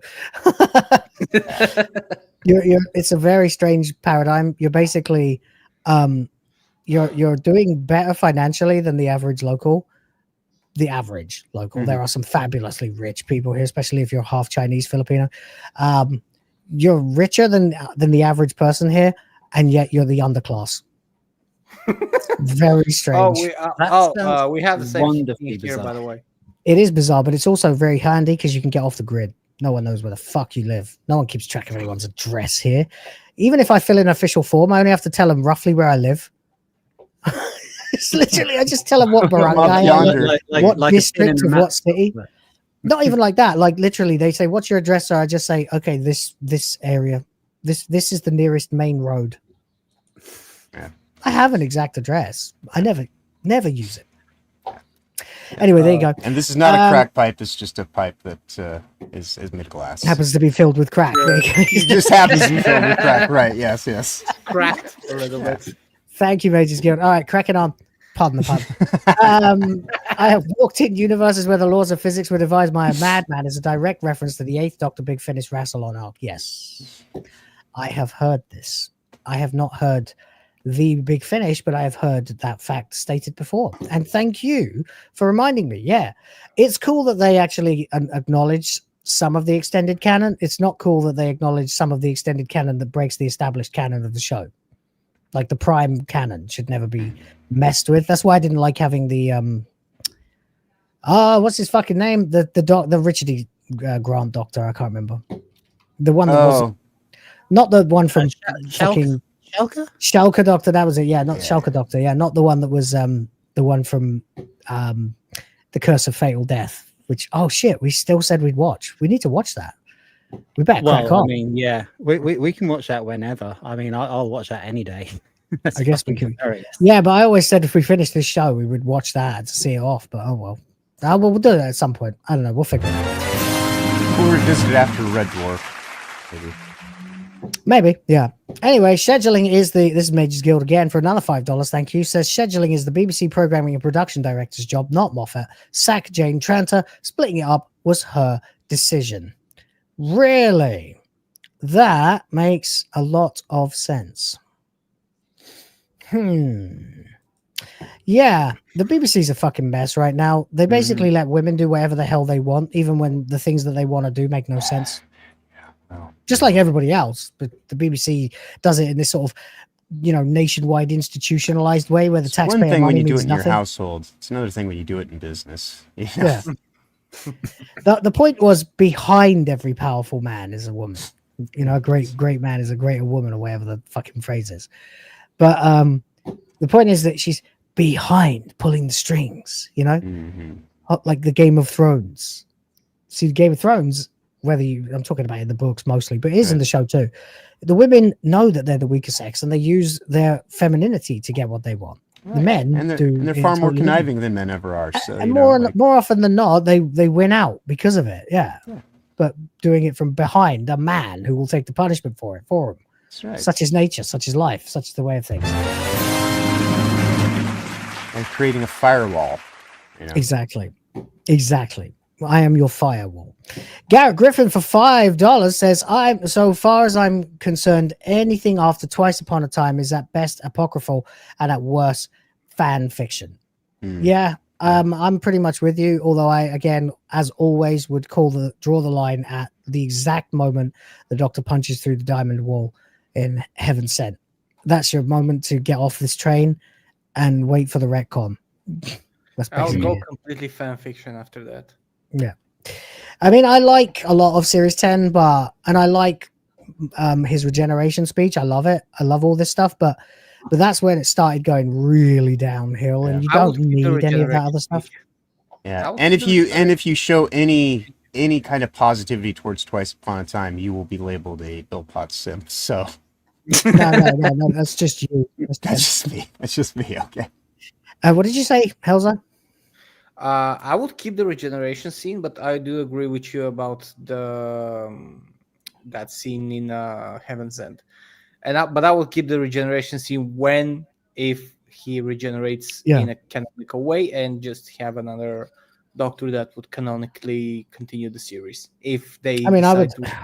If I was allowed to get really ghetto and dirty and nasty with it and go take scenes that I like, pick and choose, and then rewrite and reshoot and do everything else in between, I've said I would have him come out of the confession dial finally somewhere else, not on Gallifrey. Gallifrey's still lost. He's made it he's made it out of the confession dial, and he's aged like 2 million years. And so we have Capaldi wearing like we have Capaldi get out looking as old as he is now, and then we use makeup to make him age rapidly to the point where he's barely human anymore, like to the point where because that's the explanation for why he looks older now as soon as he gets out, is that the years that he spent in the confession dial start catching up with him. Right. You can't write that's not possible because it's not been done before, so you can use that, have him age to damn near skeletal if you can, and then have him be forced to regenerate because he has no choice, otherwise he's going to waste away. So he's forced to regenerate into a young strapping lad, maybe Moffat Jr. or someone like that. Regeneration scene. And then you pull back that regeneration scene and do exactly the same fucking scene. Yeah. Exactly. Before that happens, have him do that wibbly wobbly manic fucking timey wimey madness thing where at the moment they start to regenerate, they suddenly go back to looking their best right before it, like with Matt Smith. Yeah. But before that happens, you actually have like a special with Eccleston. And you can just have the two pissed off doctors. Oh yeah. You have Eccleston somehow end up thrown in the confession dial as well. Yeah, the two of them going through some manic escapade, then they get out together. And I mean, that would be disappears. a fantastic political statement as well, because it would mean that all of the people that he said I will only come back if they've been fired have been fired. Yeah, well, none of them are currently working on Doctor Who, so why not? There you go. Petition to get Christopher Eccleston back as the 13th Doctor. All right, let's do it. All right, we can also felt David Tennant in the process as well. No, 14th. Brilliant. Garrett Griffin, you're a legend. Thank you very much. Mages Guild for another 2. Dead Ringers Taking the Piss was the best, Jerry. Yeah, we watched that last week, I think, was it? Or on Tuesday or something. We definitely listened to it. So fucking funny. John Coleshaw's impression of Ncuti Gatwa, where he's like, he's like, what's going on now, Kate Beebs? Kill me. And he's like, you got to tell me that I'm the greatest that there ever was, or something like that. I started to sound Liverpudlian or something. Ncuti. That was amazing, by the way. And she's like, Doctor, we are all your children. No! It's not the family that you are related to, but the one you picked up along the way. No! God! It's time for cringe. It's cringe. Yeah, brilliant. Love it. Love it. Fantastic. Best Doctor Who parody since The Curse of Fatal Death. For my money, anyway. There you go. Anyway, and so different too. Thank you, Mages Guild. Yeah. Again for another 5, though. Says if you do a Curse of Fatal Death episode for that, I want to be on. I predicted all of this modern nonsense as parody, and I have much to say. So did I, because in the Curse of Fatal Death, right, Rowan Atkinson plays the 9th Doctor. Right, he regenerates into Hugh Grant, which is very, very happy for his assistant Julia Sawala, who he's decided to marry already. So he regenerates into a more handsome version. Then he gets, then he regenerates into Jim Broadbent, who's like horribly No, wait, it's Richard E. Grant first. Then it's Jim Broadbent. Then it's Hugh Grant. And then Hugh Grant dies and regenerates into Joanna Lumley, thus making the 13th Doctor a blonde woman. Moffat predicted it all. Indeed. Yeah. The only difference is that the 11th Doctor in his would be Jim Broadbent, who's incredibly shy and Jim Broadbent style, you know, a girl, I don't know how to talk to girls kind of thing, which is perfect. But yeah, the Curse of Fatal Death did predict an awful lot of stuff, especially the cringe line. The universe can't stand to be without the Doctor, and that's why he regenerates even after his final regeneration and turns into the 13th Doctor. It's all, and that line's even been used in the real show since. So it's just, it's so funny that they did that. It is genius. And it's even funnier when the Master, the 300 and, what is it, 304 years or something that he's in a sewer trying to get out. He falls down a pit and then he comes back and he's like aged 300 years because he's been crawling out of shit the entire time. Then he immediately falls back down. It comes back immediately, and now he's 612 or something years old. And then he falls down a third time, comes back with a Zimmer frame, even older. Now he's 936 years old or something in a sodding sewer. Then by the next part, he's been rejuvenated with Dalek technology and has a couple of like orbs where his pecs should be. And that's where nice tits comes from, the line that I always use with Richard E. Grant, Doctor, talking to the Master. Nice tits. Literally that. And as MagesGuild points out in his next super chat, he goes, "They're not tits, they're Dalek bumps. They detect weather emissions and everything." And then he keeps sort of touching them because he's a man. You know? Yeah. I mean, from my experience, yeah, tits also detect weather, like, you know, especially when it's cold out. Also, the Master becoming female as well is predicted in that MagesGuild as well, and all of these. Fucking hell, that's an awful lot of super chats, MagesGuild. Thank you very much. Speaking of tits, Oh, these? My boobies? My massive fucking titties? My super stuffed up milkies? My hunger bonger doinky boinkies? My fucking fabric stretching, wind flapping, gravity welling sex mounds? You mean these super duper ultra hyper goddamn motherfucking money, print money, cash, money, well, capitalism, raise a bunch of money, more money, heaps and heaps of money, print money, cash, money, well, capitalism, raise a bunch of money, super chat money. As salty as the sea, calling us code names. SJW screaming, but it's money they blame. Burning with envy, they're falling flat. They can't handle the sound of a super chat. I fucking love that song. yeah. Right. We passed the halfway point of the bar quite a while ago. We're at 73, near almost 3/4 of the way through the bar. If you want to see the real Dalek bumps, indeed, fill the bar. Get some cheesecake. What are we, $27 for it? Let's do it so we can get John o'clock. Happy time for the boy. Indeed. In the meantime, what I live continue. Please do continue to send us super chats to ease the pain as we finish the arduous task of ranking all of the worst, most cringe and stupid moments from the last 3 years, because I've included 2023 now, of Doctor Who. Now, as you may remember, we have 5 tiers. We have Cast into Hell for the literal worst, including everything from the Doctor grinding and the maestro sucking off his baton and moaning like a chick. We've got Doctor in a skirt. We've got every moment the Doctor was cruel or cowardly or cried. We've got stupid plot points like the space spider, the 19th century baby being stolen. We've got the worst villain ever. We've got the worst villain death ever. We've got more maestro. We've got the Doctor destroying a hospital's power supply to try and find out who the hell Belinda Chandra is. We've got Kate turning heel. We've got Song and Dance. We've got the promise ring for the fucking rogue that never goes anywhere and no one wants it to. We've got the Time Hotel, Space Babies, Bethlehem, Sutek's plan. and cowardly doctor, the cruelty to Alan, who didn't deserve to be rendered into a sperm and an egg and then vacuumed up like a fucking abortion. We've got the literal puke level, which is a little bit better than that, where we've got Snow Manning, we've got Dot and Bubble, the bitch from that, we've got Evil White Man, we've got Belinda Chandra's NHS story is the most interesting story the doctor can think of to tell.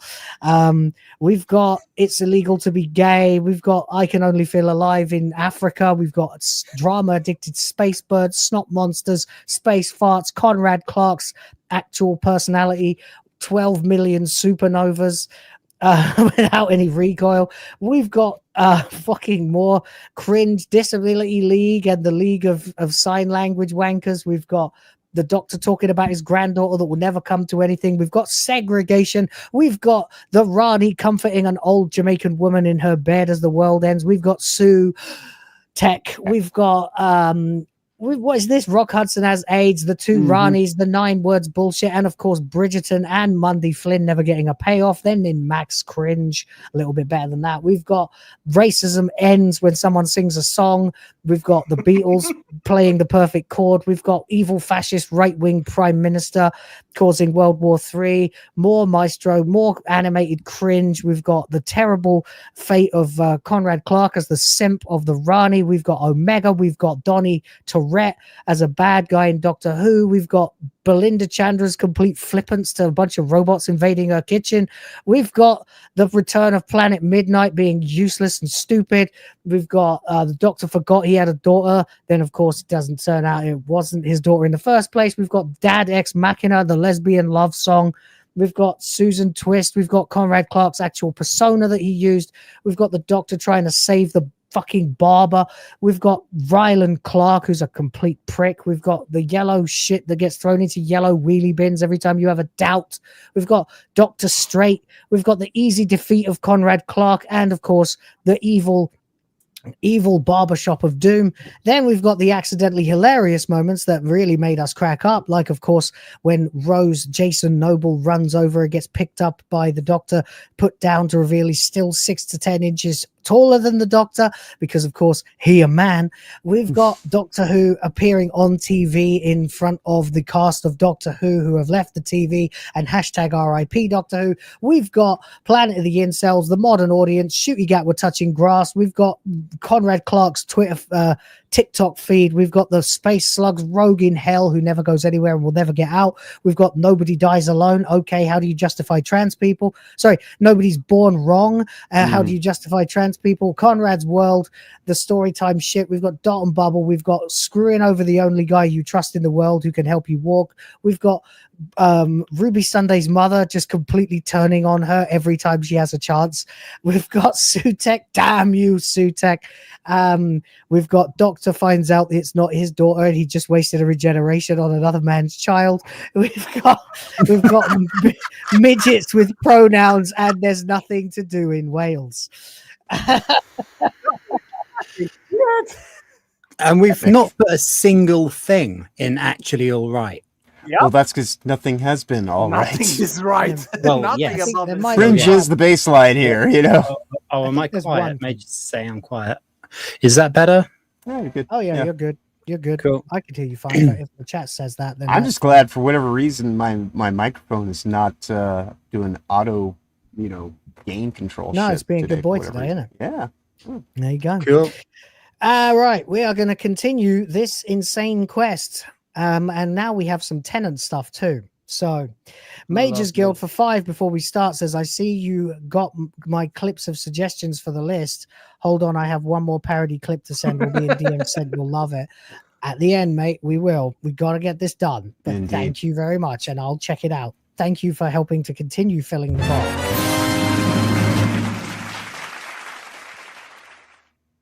Remember, guys, also, if we fill the bar, I will go Will JT and put on my Mario hat as well. So fill up the bar as we continue. All right, we begin with the racist toy maker. I'm going to put it in Actually All Right because it's there. So this begins the toy maker episode.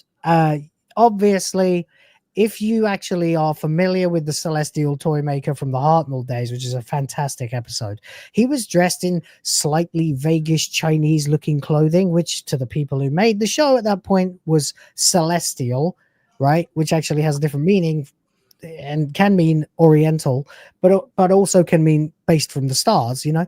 And also it's just alien enough in 1963 for it to make sense that he's there as the Celestial Toymaker. However, it's been decided since that was racist, and that thus the the Celestial Toymaker who exists on a plane of existence beyond all of us is just a dirty racist. And so Neil Patrick Harris at the start of the episode, when the man of color walks in to buy a puppet from him, tells him, "I'm sorry about the rain. You must be used to hotter climates," thus cementing that he is in fact a racist. Fucking hell. And he says it in a German accent as well. Wonderful. All right, that is actually hilarious. That's Yeah, I think it is actually hilarious. Yeah. It did make me laugh when I clipped it. I was watching the episode earlier on. I was like, oh, I forgot about that. Yeah. The racist toy maker. That's really funny. That's got to be up there with in the top around here, maybe funnier than Ncuti touching grass. I don't know. What's Touching grass. not Touching grass really is hilarious for many reasons, especially Yeah. All right. Ncuti said to do that. What do you think? Is that the right place, or is it? That works I for think me. that's That okay. works. Yeah. All right, good. So the racist Pretty much. toy pretty maker. Yeah, we go. We're starting off very good. Yeah. Yes, yeah. I am the toy maker. I exist on a plane of reality, but that you would not understand. But boy, I do not like your brown skin. I mean, you know, it's kind of funny because That's it bad. kind of reveals RTD in a weird way. It's like, you know, he's, you know, the person behind it all and is gayer than a $3 bill. And clearly, like, you know, he doesn't understand just how racist he actually is. Yeah, I mean, no one who participates in anti-racism realizes how racist they are Yeah. Oh yeah. for even noticing it. You see, the truth is, being colorblind is the cure to racism. Not noticing it is, which by the way is the default mindset of all children. Like no one's born racist. You see, Yep. if you just shut up about it, it would go away. But you can't, because then you'd have no problems to solve, no That's right. virtue to No solve, activism money. no access to grind, no grift to grift, Yep, and no And there it money. is. and no money to earn through unscrupulous means. MagesGuild is here for $2. Says I'm your executive producer, not merely a hotelier. Yeah. Thank you. There we go. Before we move on from the Celestial Toymaker, I just randomly remembered. You know the movies from the 60s with Peter Cushing. Yeah.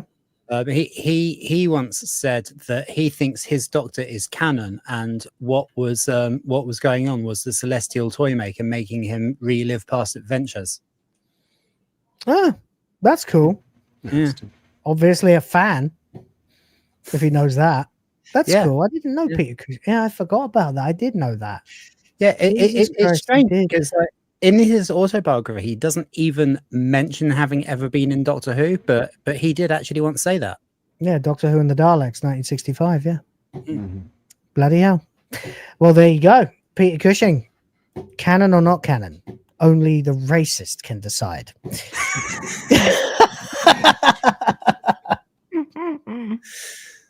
All right. We are now at Alan.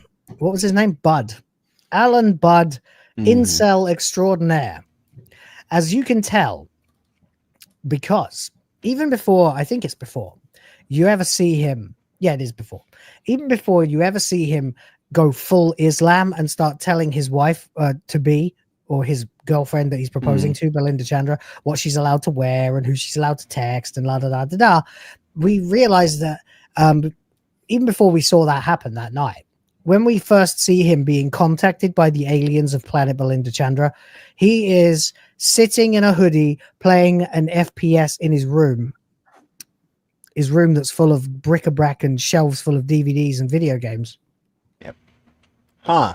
And that automatically signifies that he is an incel, which for those of you who don't know is an involuntary celibate, which of course means that we are all involuntarily celibate here, even though I'm married and, you know, about to have your second kid in under a month.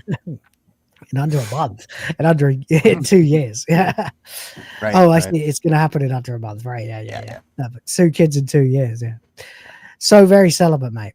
But yeah. So obviously, the joke here is that if you're sitting at home playing a video game, that means you can't get laid in the eyes of Russell T Davis. This is cringe as fuck. This is irritating. It's not funny, really. It's actually annoying. The joke is Planet of the Incels. It kind of makes you laugh, but it's also, I don't know. Is it funny or is it annoying? No, I think this needs too much on really the nose. high. Yeah, this is his initial setup. This is almost puke level. I mean, because it's certainly definitely cringe, but this is where they're trying to establish the character, and this is just, you know, leftist kind of, you know, it is cringe. Preaching high cringe. High cringe. Yeah. Cringe. Yeah, I mean, it really high cringe because it's an attack on the fans, and you know that's the whole point, right? And like I say, to me, really high. Yeah, and I would I would argue that it is almost puke inducing because it's so preachy. It just goes beyond just, you know, because cringe is kind of like I say, it's the baseline, but to me, like the puke is when they just maybe it's pukey, yeah, because it is pretty like you're going right after your audience here. Mm-hmm. It's like I'm back. It's a divisive kind of bullshit, you know. Yeah, it's not as bad as the depiction of white people in general, and yet another white man being an evil, oppressive dickhead, but it's pretty bad. Yeah. All right, that's fair. It can be puke. All right, next up we have the first appearance of Jason Rose Noble, the daughter of Jason Donna. the Thorny Rose. Hell. And now there's nothing particular about this scene that happens, but there is this. In the scene, the Doctor, obviously being David Tennant, has run into Donna Noble, who still can't remember him, and he's, you know, being really nice to her because it's her, and then he goes, oh, hang on. And then there's mom, and then mom, like in that sort of time. And who runs over but Jason Rose Noble. And then basically the Doctor has an opportunity here to be really amazed when he finds out that Rose has a daughter. But he is surprised. You're like, what that kind of thing was like, oh wow, you know. And the thing is, his response is that Donna has a kid at all, not that this is an obvious man pretending to be a woman.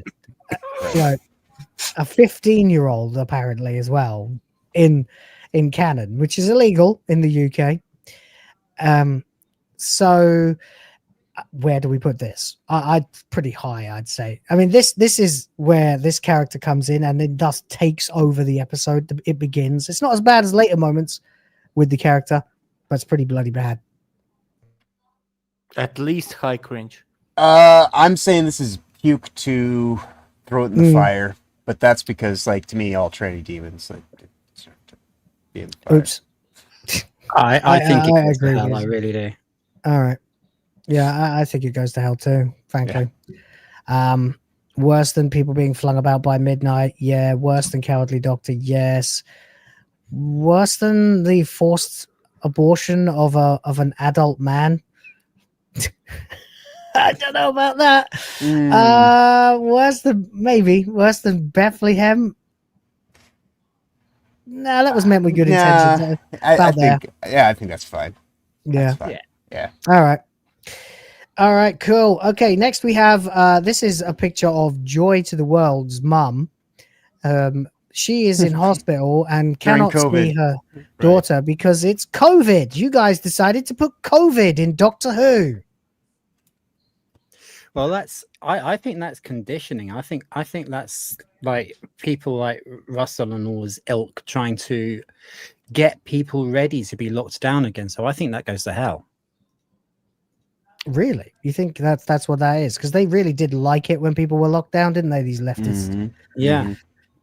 I would agree. I mean, I would say that. I mean, I would call that weaponized. Is it really what it's saying though? I think it's because first of all, it's Moffat who wrote this episode, Right. not RTD, and I think it's more that he's trying to. They're trying to pivot, if you ask me, and sneak away from the fact that they were all complicit in it. Yeah, it's Mages emotionally Guild baiting. saying burn it in hell as well. All right, it's in hell. Enough people have said so. You two in the chat, that's fine. But where? It's pretty bad. It's got to be said. It's pretty bad that they're trying to like do an apology tour for COVID a little bit here. That's what I feel like, rather than it's trying to bait people into getting ready to be locked down again. Right. Because it's not talking positively about COVID. It's saying that it was a big issue for Joy that she couldn't see her mother when her mother died. Right. Which is the biggest point of contention for anyone who opposed COVID. So it's Moffat effectively saying, fuck COVID, fuck the lockdowns. Right. But at the same time, why did you need to put it into Doctor Who? Right. That's what I was about to ask. Why have this thing into this kind of series? It's abhorrent. Yeah. I mean, it's pretty if bad. anything, this series was something to escape from all of this. Not to be reminded about it, and just being reminded, especially in these times. And they never said COVID either. They literally didn't. They just said like, Right. "Oh, well, you know what happened." You know? Right.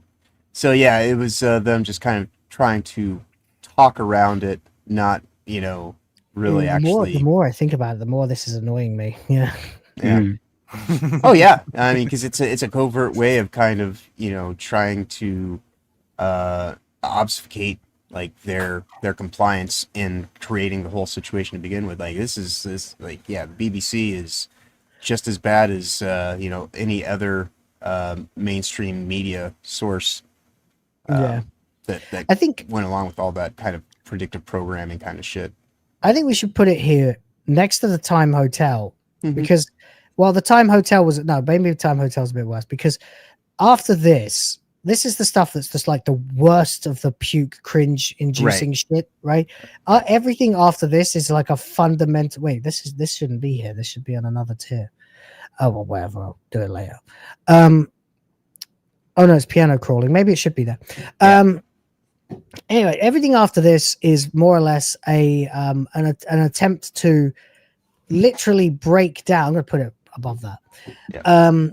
From like Time Hotel all the way to the end is a complete subversion of the values and themes and ideology of Doctor Who until this point, which you've got like Doctor being mean, cruel, cowardly, sneaky, devious. You've got bullshit, anti-scientific nonsense, space spiders, time paradoxes, the Doctor being an asshole, fourth wall breaks, gay, and then you've got just the offensive to the senses stuff right at the end. So there's many layers of hell. Yeah. This is there's seven circles. We're creating right now. They just go up instead of down. This is just sinful enough to get in there, but it's not like like the stuff that completely undermines and destroys the concept of Doctor Who. Right. Okay. Next one we've got. This is a nicer, little bit less difficult to place. This is what I've affectionately called Dust World. This is the concept. This is a stupid thing that happens that no one really talks about because the rest of the episode is so fucking stupid. This is from Empire of Death, right? When Sutekh has destroyed all life in the universe and destroyed the universe and brought death to the universe, meaning he has effectively Thanos'd everything, right? And yet we find the Doctor walking on some planet and interacting with someone who is alive. as if there's some time limit. It hasn't reached that far yet. Right. That's not how infinite power works, motherfucker. If you're the god of death, right. It's a quantum entanglement kind of thing. Like they time should is all not have merely died instantly. It should have been like the Pandorica. Yeah, there's no such thing as time or distance in that kind of regard. Yeah. There's no time, there's no space, there's no nothing. Everything's dead. There's space, but there's barely any. If there's time, it's unrecognized by anyone. So how can there be a planet that still has some life? I appreciate that it's a wasteland and that there's no life on it. Everything's dead. I guess there's a living woman on it who he trades believe. with. And she's got like a bit of a crush on him too. Something with a spoon or something is like it matters because it's metal. I can't remember. It's fucking bollocks. But the point is, this is not how that works. Once again, you've written something that you cannot depict on screen. So I find this to be puke, at least. Yeah. Because it's so stupid. It's beyond cringe. It's this is them getting a little too into their look at us writing stuff that that's almost impossible to depict on screen. Now again, we're not in the levels where everything is really insulting your intelligence here. Although I'd probably put it worse than 9 words thing because that's stupid. Yeah, but probably it does worse go. Than Rock Hudson with AIDS. Yeah, but it is one of those things that kind of goes to show their lack of ability to actually write and understand the fundamentals of what they're even doing. So yeah, I think about here because after this it gets really dumb really fast, and like around here is like you're still just going, huh? You know, right? Are you sure you know what you're doing? Yeah. There we go. Exactly. All right, super. Do we have any supers coming? No. Okay, that's fine. So close to filling the bar. All right, it's time for the heavy hitters. We have got the return of the fugitive doctor in the African space barbershop of doom on the back of the space spider. It's not really the fugitive doctor. Remember, it's actually just Ncuti Gatwa pretending to be or seen temporarily, being seen because of his gay lover. Through the magic of cinematography, we see the fugitive doctor, which again is another stupid breaking of the fourth wall kind of thing. Right. And also establishing the first, doctor. They've never done that before, have they? No, and it also gets the whole thing about like the person that he's having the conversation with was evidently the doctor's gay lover. Oh yeah, they were lesbians. So this is. But it's not even just about that though. It's about the fact that other doctors have mentioned things that happened to them when they were other doctors, right? Capaldi's mentioned the Time War, for example, despite it already being resolved by the time he is Capaldi. So he didn't have to suddenly appear as Matt Smith or David Tennant or Christopher Eccleston or John Hurt. But we're all big thickos who don't. Yeah. But now, it's 3 things. It's the lesbian shit, the using the breaking of the fourth wall thing to sort of whisper to the audience to thus suck you out of it because they're talking directly to you, the audience, visually using her at all. And then thirdly, it's the fact that it's her in the first place and it's insulting the intelligence of everyone. And they're only doing it because it's her. Because otherwise she would never have been on TV in Doctor Who again. And they want to really just cement the first black doctor who's a female. Yep. Because that has to be the canon. This is straight into hell. Like this is deep into hell, I would say too. I'd say it's because this is more undermining of Doctor Who fundamentally and all that kind of stuff. Like it's around here with the dance number then. Because it's not the Doctor's character being completely fucked up. It's not as bad as the dance number. The dance number was cringe beyond all belief. Yeah, but this on 3 levels. It's like it's winking to you, the audience. It's wanking her, and it's nonsensical. Like crowbarring in diversity shite, So Then we have just this woman, Cherry Sunday. Her name is ridiculous. She is Jamaican, and that is the whole point. That is the whole point. You know, sucking her teeth, Ras Cart, you know, Boomba Clat. What you, why you talk like this? You know, like it's like diversity for diversity's sake. Yeah. Stupid character. It made me laugh, frankly. Not very much, but I put it in there because it was cringe. But Yeah. Is it cringe or is it funny? I mean, it's definitely cringe, but cringe is the baseline on all this stuff. Yeah. You know. But does it? I think it goes in here. Frankly, I don't think it's that funny. Yeah, no. I don't think it's funny either. It's not. It's not even unintentionally funny. It's like you laugh at it. Like, seriously, we're doing this. Like, it's. Like, oh my god, It's you not guys a think funny me that laugh, stupid? you know, it's like, what the fuck? Oh, what the fuck, man? Why is there a fucking pointless Jamaican Rasta woman in this show? Like, why'd you have to I even know write you her mean in? why. Why did you write an extra character who's permanently in bed as a fucking old Jamaican lady? Why? Right. Why? Because, Joe. Like, they didn't need this character. She literally accomplishes nothing in the whole show. Right. How about the Jamaican lad? The most important thing that happens to this character is having a cuddle with the Rani. Cuckoo! There we go. Cuckoo! Anyway, there you go. All right, let's get back into the real cringe shit then. This is, can't remember her name, Donna Noble's mother. And it's the scene where, even though clearly it turns out that Jason Noble transitioned a while ago, and probably at quite a young age, illegally, to already have such a high-pitched voice and stuff like that, and a female affectation of the face and stuff like that. Her mum still is based as fuck and doesn't know how to actually. She literally asks, "Oh, I never know what to say when you say she's gorgeous. Is it okay to say she's gorgeous? Is that appropriate language to say she's gorgeous?" She represents those of us who don't fucking get the trans idea. And yeah, she's played as a bumbling, irrelevant, out of touch old woman. It's that's some preachy. That's some preachy puke shit. Yeah, I'd say so. Yeah. Yep. Even though she's supposed to be based, it's at her expense. Right. And that's what I mean by it's preachy. Like they're like, oh, we know better.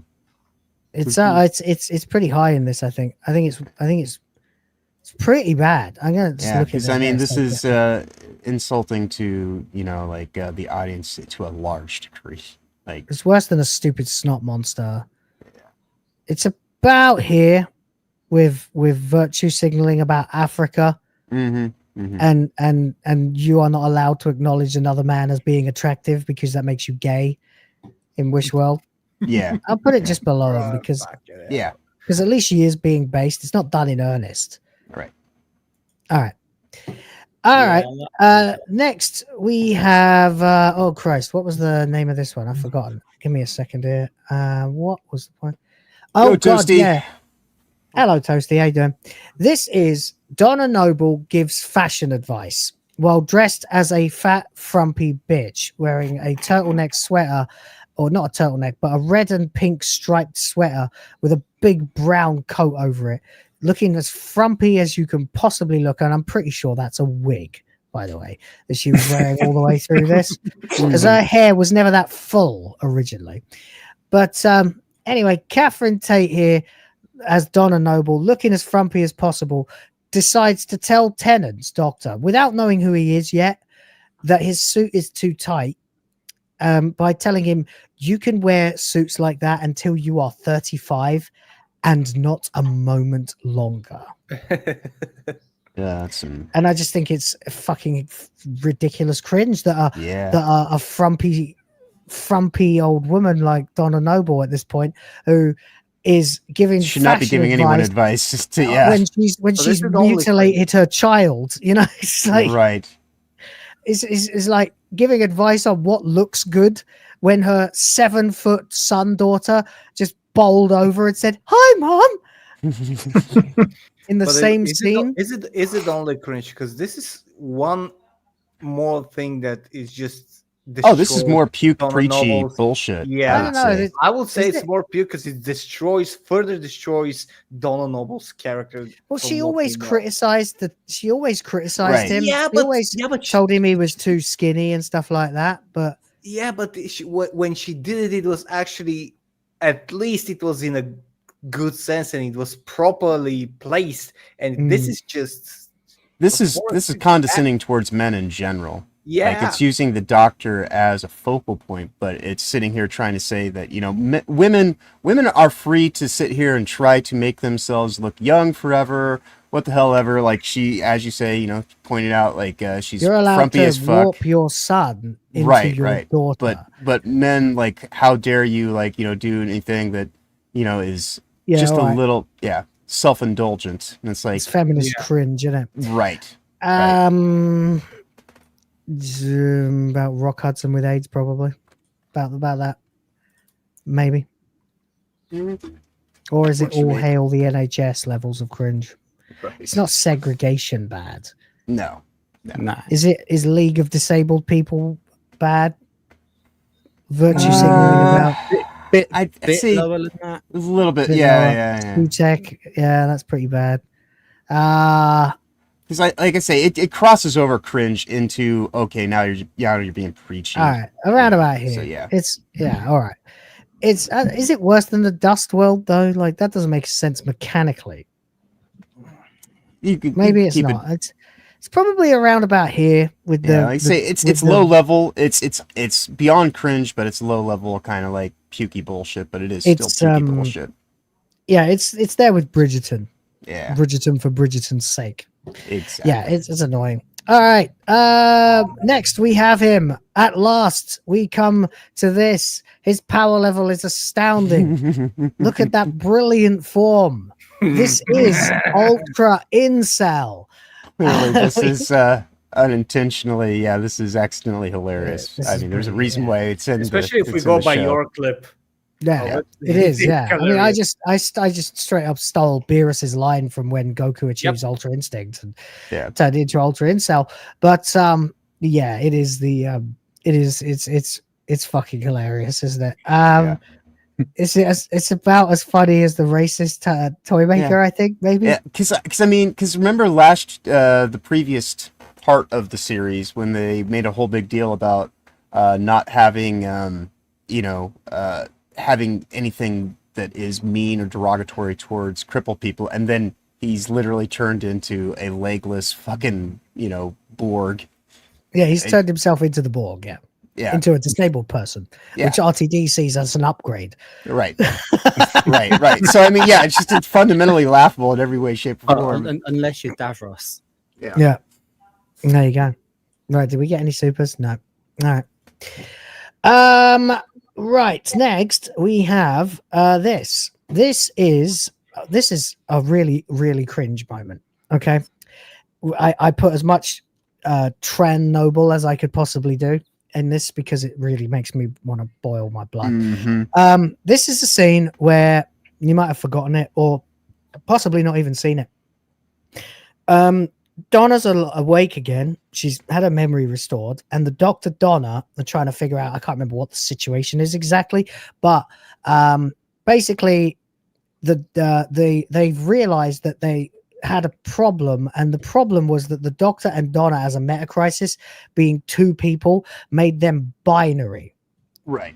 As opposed to, it turns out, non-binary, which is literally what Tran Noble says here.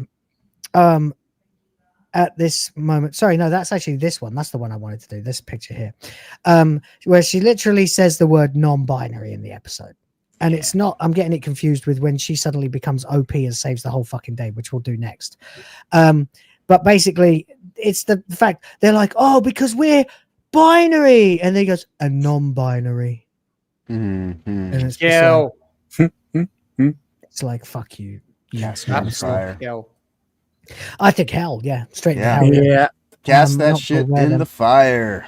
And it's got to be around about pronouns level at this point. Yeah. I mean, I would say like you got the maestro right there. It's right. It's next to that.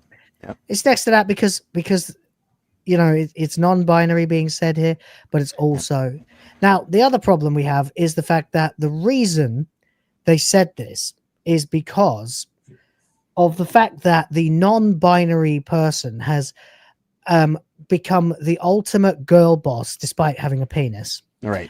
Has inherited the super intelligence of the Dr. Donna, and suddenly, just literally out of nowhere, Jason Noble knows exactly what to do and flips all the switches and turns off all the guys with guns.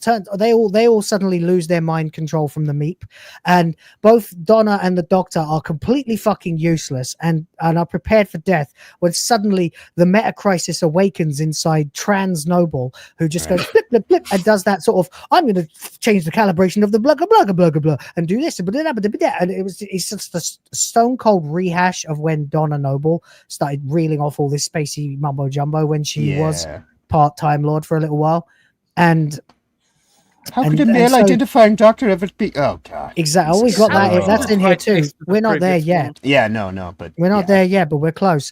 So this is the point. The point is that the non-binary Dr. Donna, which is now Jason Noble, is better than the sum of his parts because he's non-binary and is able to be a stabilizing force that allows Donna to not die of the meta crisis. And in other words, just the ultimate Mary Sue, who's also a male. Yeah, this is at least puke-inducing fucking messaging. But I'd say it goes into hell. It's the power of trans. Oh yeah, but yeah, like yeah. And I would definitely say it does go into hell because it's like it's so overt about the messaging. It's worse than the barber. It's worse than stealing a baby from the 19th century. Is it worse than the giant armored space spider? Yes. I mean, I think this goes as high as it can go without actually directly being like the stuff that completely undermines the Doctor. I think I'll put this down a bit. Maybe we were too hard before. I think the TARDIS made of wishes is worse. The breaking the fourth wall and this is flood in general is worse. But that is fucking cringe. Yeah, it's high up there. That's the highest just cringe thing, really. Apart from the really, really scummy, scabby stuff we have at the end here, which is just degeneracy. Yeah. All right. We got a couple of supers from MagesGuild. Slot 11 says, that's not the right one, is it? Nope. This one. Cast it all to hell. My best opinion, shrug. That's fine. I mean, yeah. Oh yeah. Well, I mean, clearly that's where it is now. That's why we're in the wilderness. It all has wound up. It's a bit of fun, you know. It's like what's cringe? What's worse than cringe? And what's is everything from insulting your intelligence too much to obnoxious on every level to societally attacking you to completely misinterpreting the character to creating paradox loops to offensive to all the senses, you know. Right. And so that's why I had to. That's why you have tears. You know? Yeah. We got to break it up. I mean, clearly it all ends up in the fire at this point in time because they're all fired. MagesGuild for $5 says my edited episodes are the closest you will come to not vomiting all over the sofa. Other than, of course, just not watching Doctor Who at all. But you should watch his edited episodes because they are. If you have to watch it, watch his edits because he's cut out the really crappy crap stuff, you know.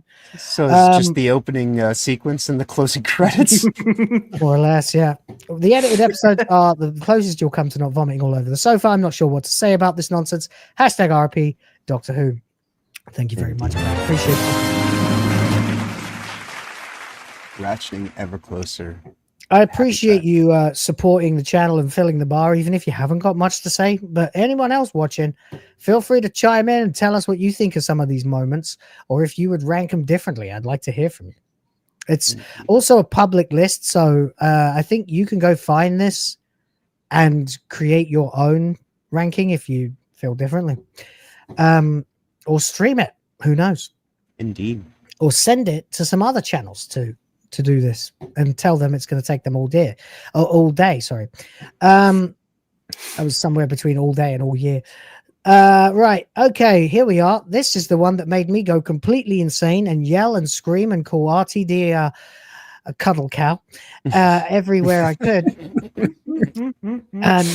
And I literally lost my rag to this. Like, it was the week after the Space Spider, and I freaked out. I went hopping mad, man. I went screaming at the camera in this, because it was just the utter complete failure of Russell T Davies to remember not only his own canon, but his own canon within the same fucking series, within the same season. They have set up a plot where the Earth is gone in 2025 on the, what was it supposed to be, the 23rd? May 23rd or 24th. It was 24th. Whatever day the episode was. 24th, yeah. So May 24th, the Earth is done. It's now stuck in Wish World. It's never going to grow beyond that, so no one can go to it. It's stuck in a random pocket of time, and it's going to be destroyed, which is stupid, but okay. Anyway, somehow, despite this, the memory of Graham Norton, the memory of the Eurovision Song Contest, and the frozen body of Rylan Clark. Right, which somehow did not get destroyed with the rest of the world on May 24th, 2025, so he was already jettisoned into space. Right. Days prior. Given that we are currently living a month after the day the world was supposed to end, and we are still not setting foot on other planets. And no one from this planet has yet set foot on another planet. Yeah. Not counting the moon. That's not a planet that we know of. Yeah. Yeah. And even if they had, it's not exactly like we have space highways and shit. Right. Right. And so if the world ends now, the chances are there's no one will ever remember the human race. Right. Right. That'll be it. We will never join 900 years later as well. If there is a galactic commonwealth of star systems out there, we'll never join it if the world ends this year. Right. Okay. And why would they celebrate in the next 100 years, to be honest? Yeah, and why would they celebrate a civilization that literally destroys its own fucking planet? Right. And then the runny other than that universe by then. And even if we were to assume that a few random little ancient broadcasts got interpreted thousands of light years, millions of light years away, which would take millions of years, what's the likelihood that they would interpret the Eurovision fucking song contest and decide to continue the tradition? Furthermore, why are there humans everywhere in this episode, including midgets with pronouns? And right. And Graham fucking Norton's hologrammatic ghost of all people. Yeah, I mean, like, why wouldn't it have been Terry Wogan? Come on, right? Why not Michael Parkinson? Why not David Letterman? Right. Right. Why Eurovision, for the love of God? Why not the Olympics? Why not something that actually takes talent? Football. Why not something? Let's go find the most plasticine fake person that we possibly can. Let's get the gayest guy in showbiz to introduce the history of the world and then tell us how the planet got destroyed, and yet all this got preserved. Nothing else. Yeah. Russell T Davies, you are a fucking useless motherfucking charlatan, hack, fraud, piece of shit of a showrunner who couldn't write his way out of a paper bag. Kiss my ass in hell forever, you absolute cunt. I think this is the that low level puke of like, do you even know how to write? Like, you don't know how stories work, mate. You start at the beginning and you end at the end, right? And what you're supposed to do in the meantime, even with time travel involved, is remember what you fucking set up. Right. I personally vote for how this is insulting on at least 9 levels. Yeah. To the audience, to the series, to everything. Yeah, this is one insulting. Of the True enough. Yes. And the fact that they actually took time and actually got Graham Norton to do that. And he likes the show too. He's like, Yeah, I mean, we do have to remember that is where the conversation happened that got edited. This is insulting on so Yeah, many remember he was on the show levels. and Gatwa was on his show and he said they were going to do series 3 and it got cut out. Yeah. Get fucking And they tried to pretend that it had nothing to do with that. Right. Hello from June 2025, you wankers. This is basically the just consume product. Yeah, I don't know where to put it though. Is it worse than the doctor torturing someone? Or trying to actually hurt Conrad by telling him his miserable death? I think it might be just under those things because it's bad on the level, but it's not so destructive to the doctor. It's around it's world that surrounds the doctor, but it's definitely bad. Is it worse? Is it worse than the constant crying? No. Okay. No. Right. No, because that goes on too long. Yeah. Character. Yeah. It gets extra points for insulting the audience, but it's not deconstructing the character. So right. Well, the extra points it gets from insulting the audience gets it to the burn it in hell, because otherwise it's just extreme leftist cringe messaging. Like I don't even know how to write, and it would be low level hell right in there in and of itself. Okay. Yeah. So, I got it. I think that's where it's at. Fair enough. We've picked up a couple of super chats. MagesGuild for $2 says RTD does not know how to write a paradox story, which is funny because he did write a paradox story at the end of the Master trilogy in Series 3, where it's not the end, but in the midway point when the people from the end of the universe, the last people living, come back through time to kill their own ancestors and colonize the planet. Utopia. The Utopia project turns out to just be a plan to turn all these people into decapitated, the opposite of decapitated, because it's the head that he wants, in spheres with spikes and lasers, flying around shooting their own ancestors, supported by a cannibalized TARDIS that allows the paradox to continue. So he knows what a paradox is, and yet he fucks it completely in 73 yards. Because, it's a bit magical, isn't it, this time? We don't care about science. All that nasty science has got to go away. We're going to have a fantasy show. Well, kiss my ass forever, RTD. You want that? No. What RTD doesn't know is I have swapped my ass with the ass of a baboon and put it through a big fat glory hole. I mean, I think he might still be down for that. Well, monkeypox had to come from somewhere. MagesGuild for $2. Thank you very much, buddy. Yeah. Did I break Job? Oh, he's just gone. No, just get some water. Garrett, it's so hot. I'm not even drinking coffee today. Wow. Yeah. You never heard of iced coffee? It's really nice. Oh yeah, no, it's just that's make a coffee first and put it onto some ice. That's all. Oh yeah, no, I do that from time to time, but it's so hot right now that even the room itself is keeping things warm. Like even the water is warm. So right. Yeah. Gotcha. Garrett Griffin for 10. Man, there's no members tonight. I've just realized that we're hemorrhaging members. Everyone's white today. Fucking filthy white people. Anyway,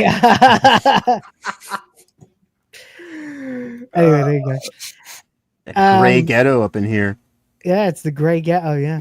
Anyway, it says, I'm sitting here just admiring what we can't say I missed anything, but was fortunate enough to avoid seeing you lot of troopers for sure. Yeah. The worst part is, Garrett, that I'm having to provide context for a lot of these, which is why it takes so long. And the reality is I'm having to draw on my memories of these to make them make sense in how much they don't make sense. So, you know what? I appreciate the $10 and the tip of the cap for the effort I'm having to put in. Drop it.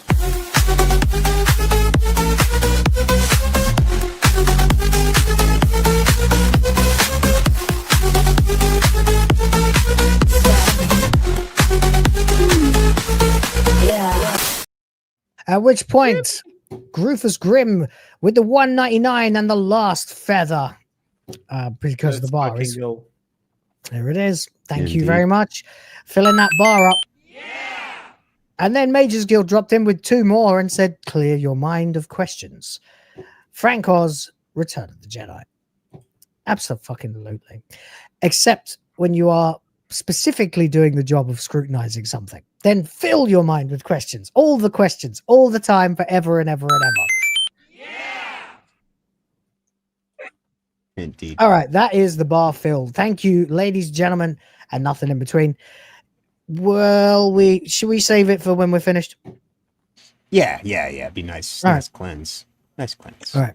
Let's get through some of these. All right. This is Kate Lethbridge Stewart when she has taken off her arm thingy in the giggle and is under the influence of the giggle as she slowly works herself into a complete frenzy, shouting and screaming about how the Doctor is an alien who has infiltrated the planet. Everything is a conspiracy theory. She then accuses the disabled woman in the wheelchair. She says, I've seen you walk. I've seen you walk. In the space of 20 seconds, she goes from perfectly calm to screaming because she is under the influence of the giggle, which of course makes everybody believe that their opinions are completely correct. Right. Which I would I'm going to add a little context for that if you haven't seen the giggle. The next one will add more context to it because the point of that is that in the 21st century, everybody's a Twitter warrior. Right. Except it's now in real life. So we're having riots and fights in the street. Right. Everyone's entitled. Everyone's opinionated. Everyone believes there's a conspiracy. And I think that this is one of those things that is almost accidentally hilarious, possibly in the sense that they don't. Yeah, because they think that they're getting a gotcha, but it's like, yeah, but you're getting yourself. Because... Yeah, watching it again today, I was like, oh man, this is even funnier than I remember. Like she's genuinely acting like what they think the right are. Mm-hmm. Right. So apparently, when you believe you're right about everything, you are right wing. Yeah. As opposed to wrong wing. Right. And as I mentioned many times, you know, the patron saint of all of this, AOC, has historically said it's better to be morally right than factually accurate. And they're the ones who, you know, adopt this kind of mentality. Yeah. Not wrong. Not wrong at all. So I'm saying this is funny as fuck. It's pretty up there. I don't know if it made me laugh as hard as the space slugs. They were so stupid. Right. And there are better things in here that are felting the show for the same reason. Mm-hmm. That seems good. That's about right. Just a bit funnier than the rogue being banished to hell for all time because the only gay Doctor regenerated before he could rescue him. Right. Excuse me. Dangling plot thread that will never be resolved. It's like that's right. I have to acknowledge T-Jap Steve, the man, the myth, the legend, for 20 Dobon Hunkeros. I got this new anime plot. Basically, there's this high school girl, except she's got huge boobs. I mean, some serious hunkers. A real setup of donkers. Packing some Dobon Hunkeros. Massive da hunka bankaloos. Big old Tanhangera cougars. What happens next? Transfer student shows up one day with even bigger Bankhanaga hoogs. Humongous hungalamga no logangas. Indeed. Mungus. Says this is to buy the placement of Donna and Jason doing the male presenting Time Lord lecture BS as top of the worst above twerking Gatwa. Really? I think that we have to have principles. I don't think people can just buy the slot. Oh, I can put it approximate. It is really bad. Oh, it is. It is. I mean, because it is like the whole thing. I'm male presenting. Yeah, it is. It is pretty fucking terrible. It was the true harbinger of what was to come. Yeah. But really, TGF Steve, like really. But I don't know. But we can't just allow people just to buy the slot. I mean, like that is. We have our integrity. We'll discuss it. We'll discuss it. We'll put it up there. I was going to put it up there anyway. Oh, I mean, yeah, it was going up. It was going up there high, but I don't want, you know, like, you can't just say that you bought the slot, you know, like that. We'll put it up to a vote at the end. We'll put it up to a vote at the end. Yeah. Top of the worst. Rumor is today is TJAP Steve still here? If you're in the chat, argue with us if you have to, man. You can totally take a bribe. It's $20. Yeah, I mean, it is. Yeah, right, but. Rumor is what is this? Sorry, hang on. It's gone weird on my screen for some reason. Rumor is today is the birthday of the Welshman who shall not be named.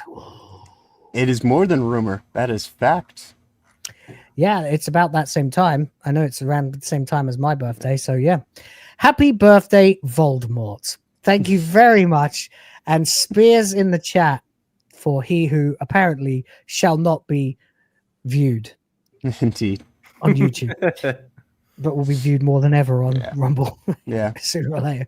Yeah, TJ Steve, thank you very much. I appreciate you. Oh, that's tough. He asked me as a favor to him on his birthday that I possibly join him on today's reality-based Rumble Revolution episode, and I was like, that's 12 hours of me sitting straight in the 100-degree heat. I don't know if I could do that, but we'll see. Is there really no way you can get like an air conditioner where you are, or is it just too expensive? It's like again, like, you know, like my nephew's got an air conditioner in his room across the way. It would completely blow out the power if there was another. Yeah, because I used to have this little studio back in my old place, my second studio, people remember, from a couple of years ago, and I had like a 0.8 horsepower aircon in there that cost me about $80. Yeah, and it kept that place fucking cool as a cucumber, man. It was the coldest room in the whole grounds. Oh yeah, no, his room is perfectly fine right now, but it's also like it's one of those things where it's like it's massive wattage that's going on. Like I have to balance things because when he first put it in, it would blow the power like almost every time that he turned it on, and like if anybody does anything else up here, it's so yeah. B-Man says get portable, but actually I think they are even more of an energy drain. I wanted to get one for Christmas Day because we don't have one in my general living area in this house. It's like all the bedrooms have one, but not the living room. We just got fans and stuff. And my wife was like, no. I'm like, but we're going to have like 10 people sitting in the living room eating dinner and playing Mario Kart. How are we going to, it was like 20 actually. How are we going to do that without an aircon? She's like, just open the doors and have the fans on full blast. They'll be fine. They're Filipino. I'm like, oh, yeah. Fine. And she's like, you'll be drunk anyway. Who you won't even notice. I'm like, yeah, that's the point. So there you go, John. Just get wasted. Your blood will get thinner. There you go. That that might be something to consider. I will take that into advisement. Seriously, you need to start a GoFundMe for a fucking aircon, John. I mean, I did leave the door open a crack right now so that it actually vents the air rather than just keep circulating it around. Right. But yeah, I gotcha. All right, back to the thing. We got to get it done. I've got to Indeed. take my kid to school in the morning, and I got to get up at like 6 a.m. to do that. So that's right. School starts crazy early in the Philippines. Got like 20 slots left to fill. Yeah, we're good. We're good. Solid We're good. hell. We're going to finish this tonight, come hell or high Indeed. water. Right. Indeed. Here is the justification for the other one. This is the toy maker when he is sitting with the doctor explaining what the giggle does. And he says, I just made everybody believe that their opinion is right. Everybody wins. That is the way of the 21st century. And you just know that this is RTD doing what RTD loves to do and saying, oh, everybody thinks they're right on Twitter. And basically treating like, so basically what the toy maker has done is created real life Twitter where instead of being a little bit socialized and a little bit calm and collected in your approach to people on the street, everyone's a Karen. Everyone is a Karen because they're all acting. Have you seen some of these fucking Karen videos? Like they're behaving like people behave on Twitter. Like when I go and after someone on Twitter, it's because I know I'm fucking right. I'm not with them, and I don't have to fucking be polite to them because it's the internet. And that's the way it is. And they don't have to be polite to me either. And that's totally fine. I will then respond in kind, and thus it never ends until one of us gets tired and gets bored. But the point is, in the real world, if everybody had their inhibitors taken off, their inhibitions taken off, and was free to act with as much fucking certainty, and not only that, but was also convinced that every thought they've ever had was correct, it would be a nightmare, bloodbath, right? Yeah. So this is RTD writing himself into the script, basically. Yep. And This is this is pure leftist puke sermon cringe bullshit. Agreed. And I don't even necessarily think that this is unintentionally funny at this point just yet, because this is just kind of like that can come from it. No, but, it's this is the pukey cringe. bullshit. I don't know if it's up there with puke. It's like, I mean, I just say that in the sense that it's like, like let me deliver you a sermon of, like what but it is just a throwaway line about the 20th century being that way and stuff. I don't see it as much worse really than Roger Rabbit William, or, well, maybe. I guess it's actually, it's kind of up there with like, that's what I mean. It's like, because it's just the whole kind of thing. Well, from my vantage point, I'm because I'm doing you a favor by teaching you about yourself. It's like, you don't think I understand the world that I live in? Thing is, there is a much worse version of this in what was going to be the next slide. That happens is a much worse version of like the actual playing out of the thing that he's talking about, which is why I kind of want to keep this low, because he's just saying it. All right. Well, I mean, this can be, if you're saying that this is, I'd say it's like the maximal cringe of cringe, because before we get to the next one, because which was going to be for TJ Steve, let's just round out this trilogy. This is the scene where the Doctor literally has to leap in front of a car because this guy standing in the street is like screaming at the guy in the car because he's under the influence of the giggle. And he says, I'm a taxpayer. I pay for these roads. That means they're my roads. I own them. These are my roads. This man has no right to drive on my roads. And this is the playing out of the kind of insane Twitter nonsense that RTD is dreaming of, which I see as way worse, because it's the breakdown of civilization simply because of people behaving like what RTD sees us as on Twitter. So I'd say this is like all the stuff that Planet of the Incels and the modern audience and the incels jokes and stuff like that is supposed to be, but far, far worse. Oh yeah. This is the preachy end of it, because this is a really preachy bit. Yeah. Because the Doctor's the only one who sees common sense. Yeah, this is getting high on their own gases, but not getting so far out there that they utterly expose themselves. I'd still say it's worse than this line though. So this is the one I wanted to put in puke. Okay, that makes sense. Probably as high up as the incel bit, as well as the first time you see incel kid, the gamer kid. In fact, maybe worse, because he's basically saying that everyone is a right-wing Nazi, unless they are forced to behave by society, but left to our own devices, everyone would, if they were all convinced of their own arrogance, that they would all become right-wing. Which is hilarious when you think about like opposite of always is the opposite, right, which is hilarious when you think about all the stuff that they said during COVID about like, being stripped of your civil liberties and like how you should effectively be put to death and all this kind of stuff. And then all of a sudden now they're like, oh well, can we get like a mulligan over all that? It's like, dude, you wish death upon people. It's just the funny thing, isn't it? It's like the people who are now crying about and rampaging through the city streets over breaking up families of illegal immigrants weren't bothered about people's grandmothers dying alone in hospital beds because their families weren't. Nothing wrong with that. Fuck your feelings. Fuck your freedom. There you go. MagesGuild for $5 says the original cut of the finale was so bad that it ruined multiple characters and was uber woke trash. We are lucky to have Piper instead of it. I know. We read it. We saw the original cut where it was supposed to be that Susan was actually what's the little baby space bitch baby girl's name? Poppy is supposed to be Susan's mother. Right. That's how it was supposed to turn out. Which is also kind of another gender bent thing, like a girl named Poppy. Well, I mean, we read this as a rumor quite a while ago. It was rumored, and I remember Tharies or someone was talking about it, and I was like, if that fucking happens, mate, I'm gonna rain down hellfire on your channel for it. And then it didn't happen because they got felted. They had to have Gatwa regenerate. But that was the original plan, yeah. They were all supposed to be having a party at the end too, which was the only time that Belinda Chandra looked hot. And then supposed to be Susan watching them from afar, knowing now that her mother is the baby Poppy. So the Doctor, the canonical ending where the Poppy is not the Doctor's child was a reshoot. Yeah.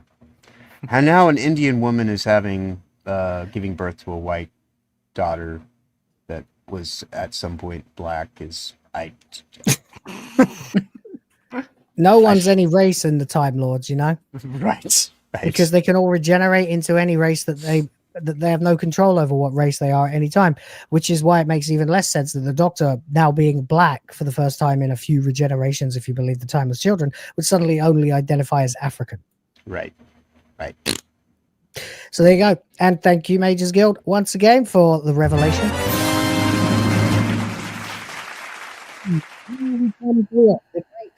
The great now slightly tainted, troublesome one, male presenting Time Lord. This is the most preachy the show has ever been. This is the most cringe-inducing leftist. This is RTD when he believed he was at full power. Mm-hmm. Oh yeah, no, this is going into like the deepest, darkest ring of the hell. He thought he was. He thought he was going to have 2 seasons where he could get away with this the entire time. Yeah, and but I don't. And then he didn't because he couldn't because there. But I don't want it to be something that just gets bought in. You know, because like there is this conversation we had, because this is actually one of the most egregious things that has ever happened within Doctor Who, in and of itself. Yeah, I mean, I think it really does go high up in hell. But yeah, who's having mic issues? But I don't. You were kind of fluctuating a little bit. Yeah. Am I right now? But no, you seem better now. Right.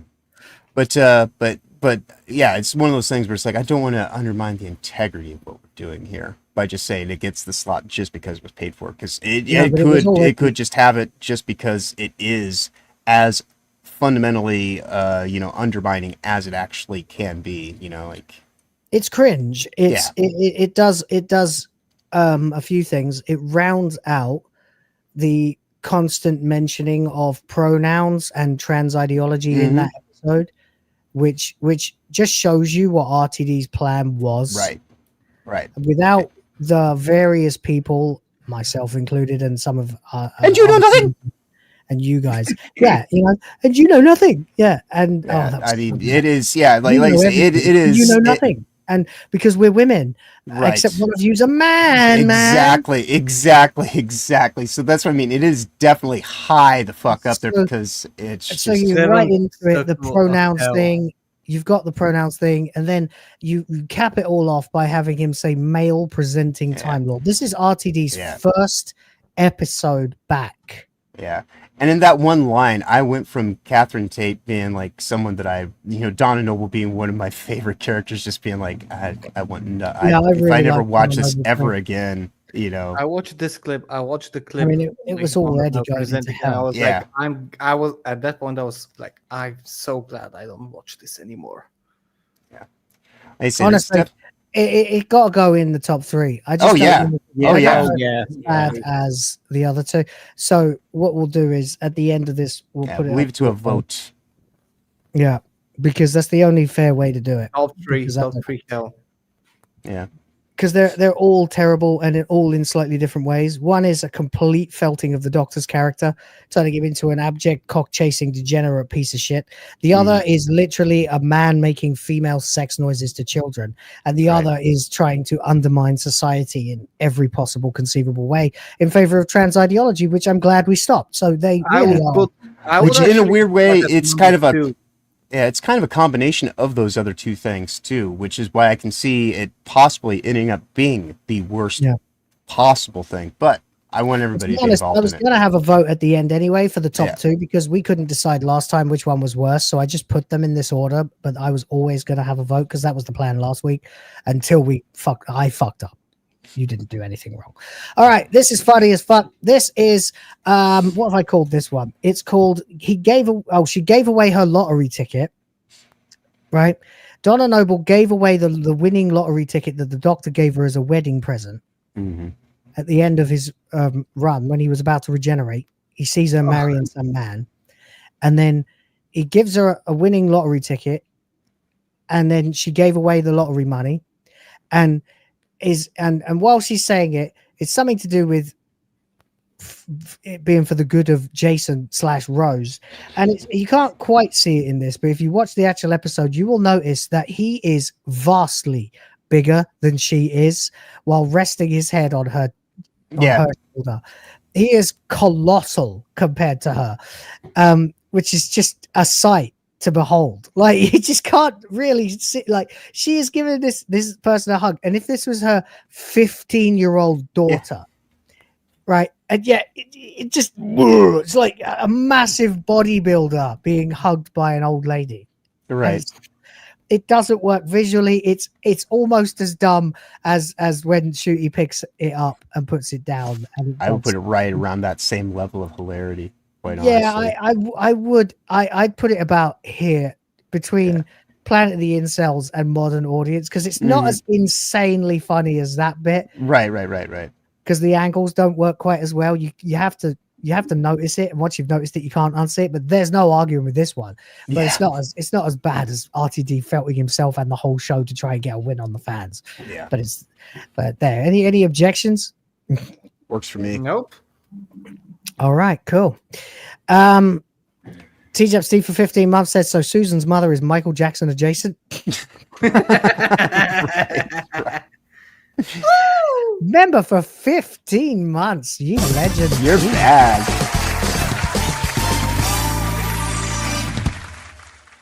More members of the GRIFT Force. I think I'm going to end up with the shortest credit sequence I've ever had this month.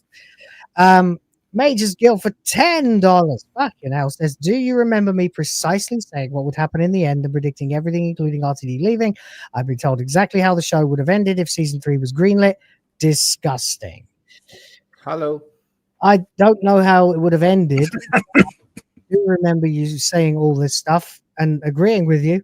I think I was saying a lot of that stuff at the same time myself. I mean, a lot of it was just like very, very, very obvious.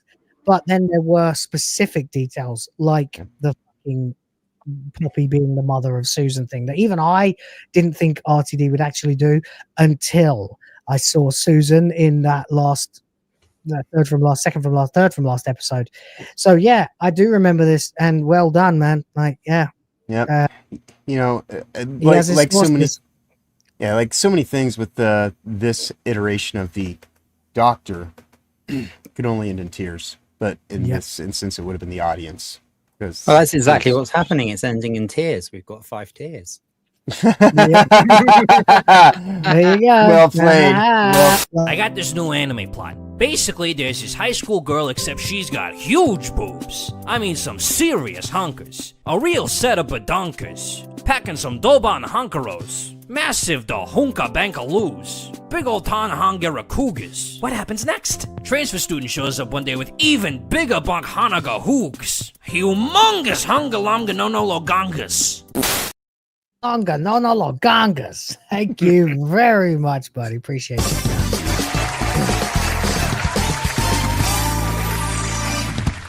Okay. All right. Into the home stretch almost. We are here. We've got this one, which I have lovingly called Gaius Ex Machina. These two guys. I'm sorry. I'm just. Thank you. My mind is already on the brink. Thank you. Thank you very much. Well played, sir.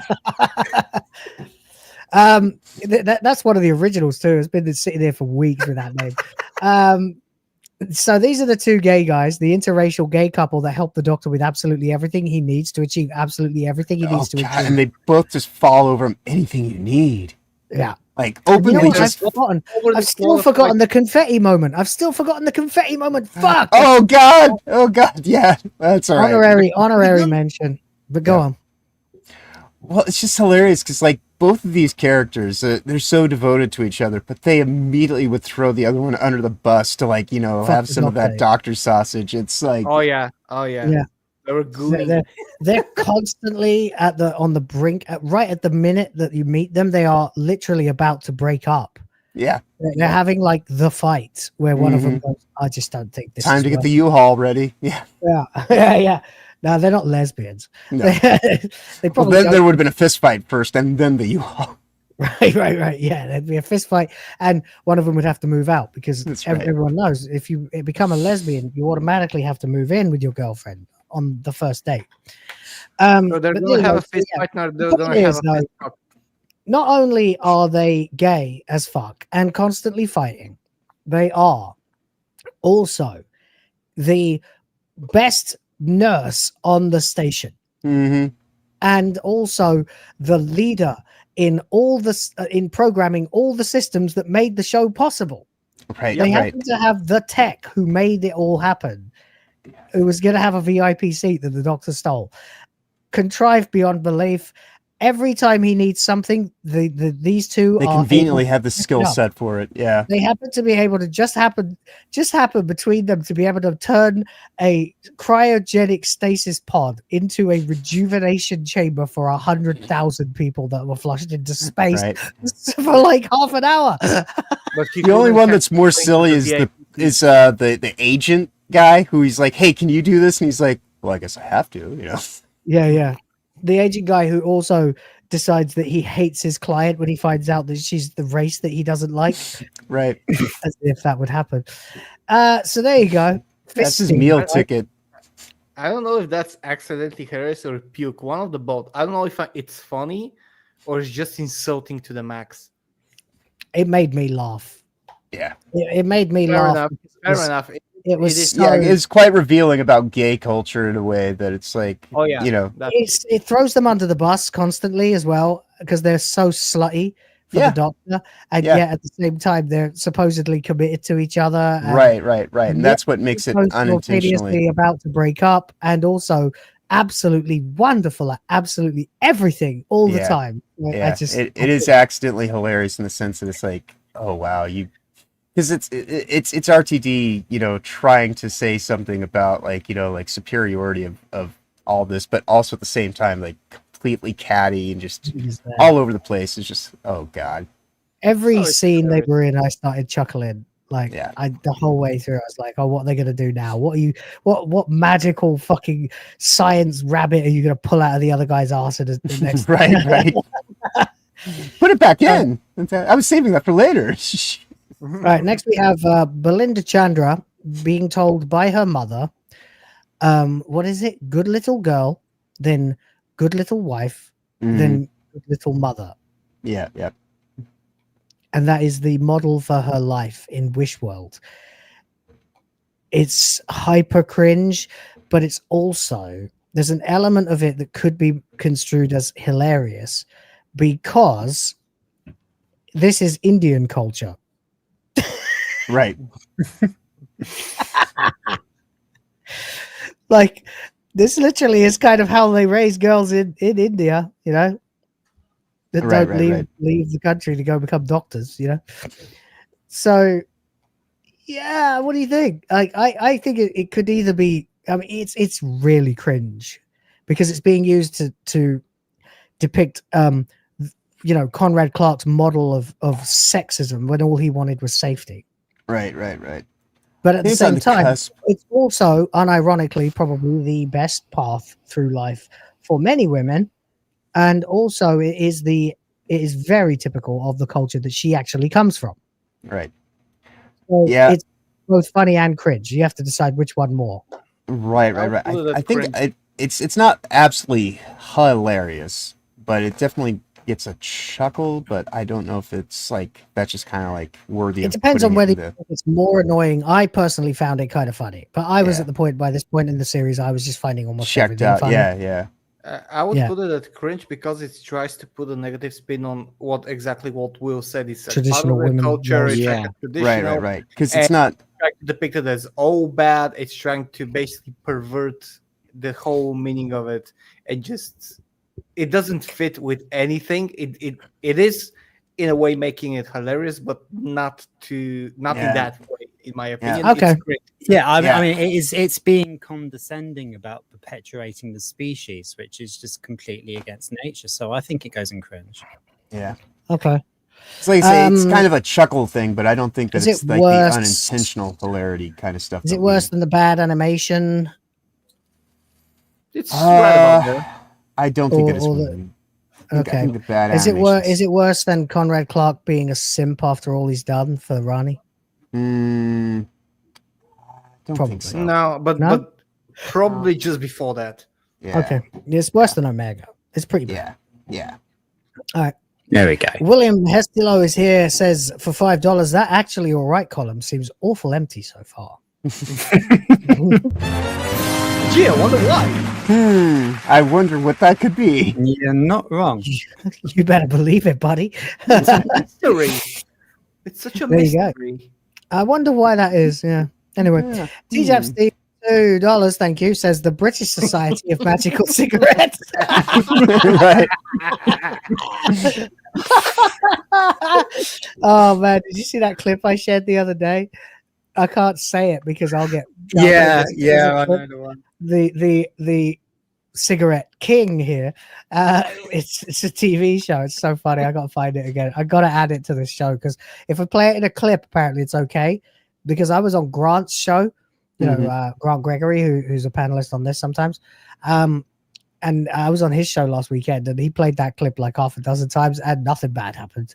Nice. So I don't know if it's because he's Australian and no one cares there, but whatever. I'm in the Philippines, so Indeed. but yeah, the British Society of Magical Cigarettes is fantastic. The Mages Guild for $2 says it's RTD lamenting that I refused to suck him off. Oh, I didn't know you were given that opportunity. I'm glad you refused. Yeah. I'm glad you kept your integrity. One person that we could speculate didn't refuse was the Last Doctor. Right. Oh no. Oh, I just pictured that. That's disgusting. Oh! I need a mulligan on my memories. Thank you, Mages Guild. All right. Next, we have Are You Assuming He as a Pronoun? From the Meep, which is the scene, of course, where Tran Noble decides that it is time to bring the agenda, not in full force yet, but just get outraged by the Doctor referring to the Meep as a he. Even though that's at the least vomiting. That is some pukey fucking messaging bullshit. Yeah, that's pretty fucking awful. I would go. And hey, once we get this is it as place, we bad are as in the final row. Is it as bad as Snowman? I mean, it's pretty bad. Actually, it's pretty hellish, isn't it? It's worse than that too. Yeah, I think it might It's actually worse than the get Cowardly right Doctor. into It's the I think worse than this the introduction. might have gained entry into hell. I think it's about Yeah. that. Yeah. No, it's worse than the Space Babies. It's worse than the piano. No, it's not as bad as the piano crawling. That's cringe as fuck. Yeah. No. Okay. Next we have Brown Isaac Newton. Nothing to say about it. Just Brown Isaac Newton. Bonus points for discovering mavity instead of gravity, and that actually continuing all the way through the series. Whenever someone has the word gravity, they just replace it with mavity forever. Right. Changing the timeline. That's cringe as fuck, man. Yeah, it's real cringe, real fucking pure blood cringe.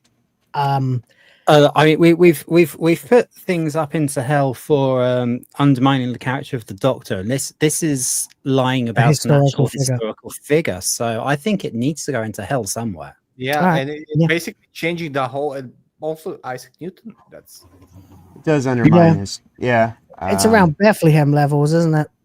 Maybe. Yeah. Yeah. Just depends before that, whether you believe Jesus' star being rewritten or Isaac Newton's genealogy being rewritten is worse. But it doesn't matter. About the same. Okay. Next, we have the response to it, of course, which is David Tennant's 14th Doctor is gay.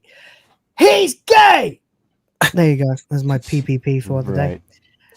He walks around and she says, was it me? She says, is it me or was Isaac Newton kind of hot? And the doctor's like, he was hot, wasn't he? He was so hot. Oh, is that what I am now? And of course, once again, a clown not using the word gay, not using the word, but just implying. Yeah. But yes, not you're implying. a clown. You're a clown cipher for RTD. Yes, that's exactly. And then, what of you course, are now. Donna Noble follows up by saying, well, it was never far from the surface, mate. I always suspected. And this, of course, is funny because she was present when Rose came back. Right. Yep. The real Rose. Rose Again, Tyler. Undermining the character of the Doctor. Yeah, I think so. I think it's in hell. Here you go. Yeah. In hell. Right up there, probably about here. The beginning, the origin of this. Yeah. Yeah. Yeah, MagesGuild had a point to just throw everything. Throw everything into hell. All right, next we have Joy. Nothing particular, just the character of Joy. And the fact that she's so fake. She's so chirpy, happy-go-lucky, and irritating. Right. And then the fact that they can't even maintain it because she is ultimately only successful when she loses her temper. Yeah. Which is kind of, I would say, accidentally hilarious to a degree, but I didn't like her at all. But that entire episode was just the worst thing ever. I gotta say, it's at least cringe. It is extreme cringe, though. Yeah. She's really annoying. Yeah. What was really annoying, because this is the episode that I actually did properly watch. Right. Okay. And episode. the other character, what was her name? Anita was just a much better actress. Yeah. They should have made the story about her. Anita, the more capable Time Lord. Yeah. Well, at least she got the ending of becoming the manager of the Time Hotel. Although that broke the universe several times as well. Probably should have included that too.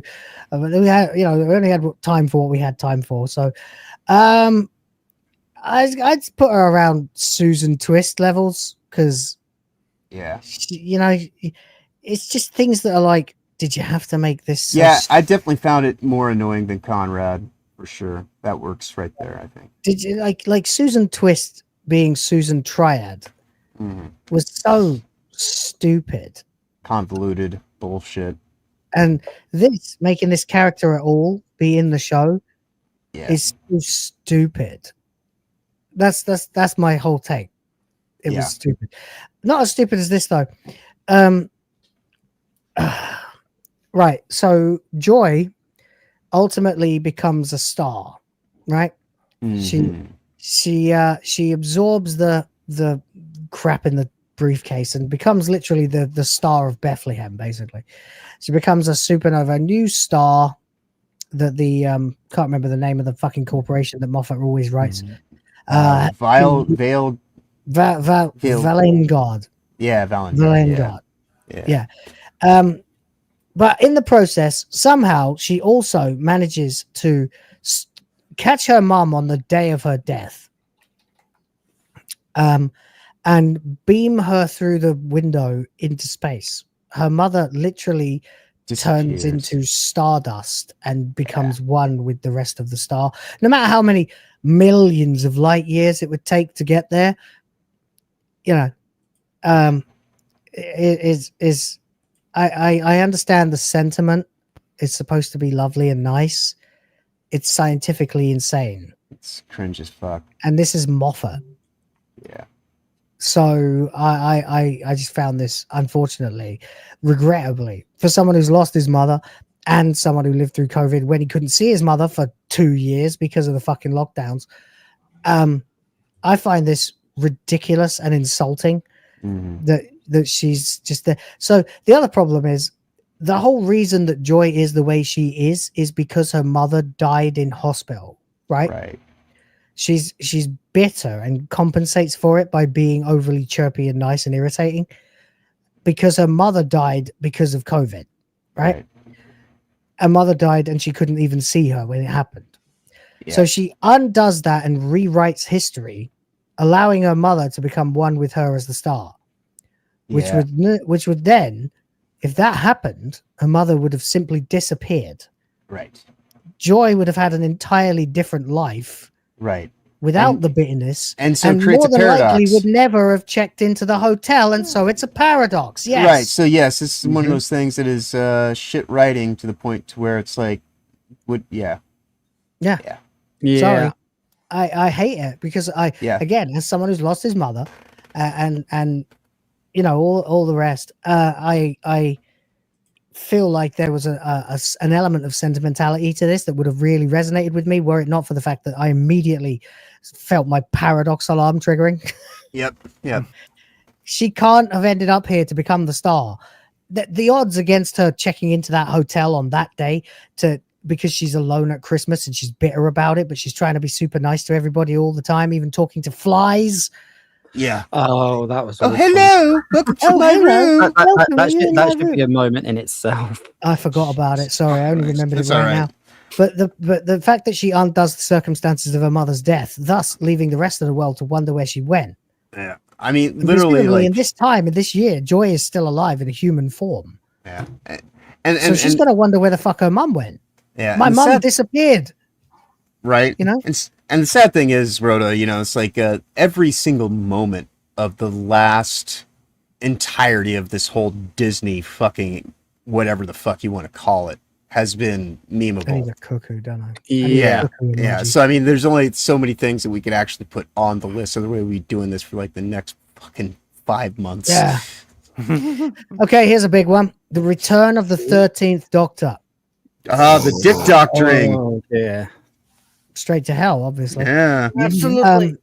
There's no reason to ever put this woman on screen again. She's the worst apart from one, unless you're Goldie, who thinks she's the worst ever. But worse than Sutek, having to see him again, worse than the baby, worse than the spider, worse than trans. I mean, this is self-indulgent, nostalgic baiting bullshit that just kind of like it's RTD sort of attempting to forgive Chibnall for fucking the series up so badly that RTD had to come back in the first place and make it worse. I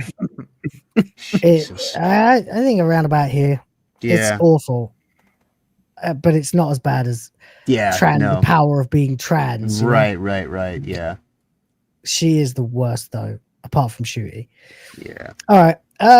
Okay. This is a weird little line. When David Tennant's Doctor meets Kate Stewart. Okay. So Kate first appears in Capaldi's era, I think. And she's the daughter, of course, of Brigadier Lethbridge Stewart, who was never, you know, let me put it this way.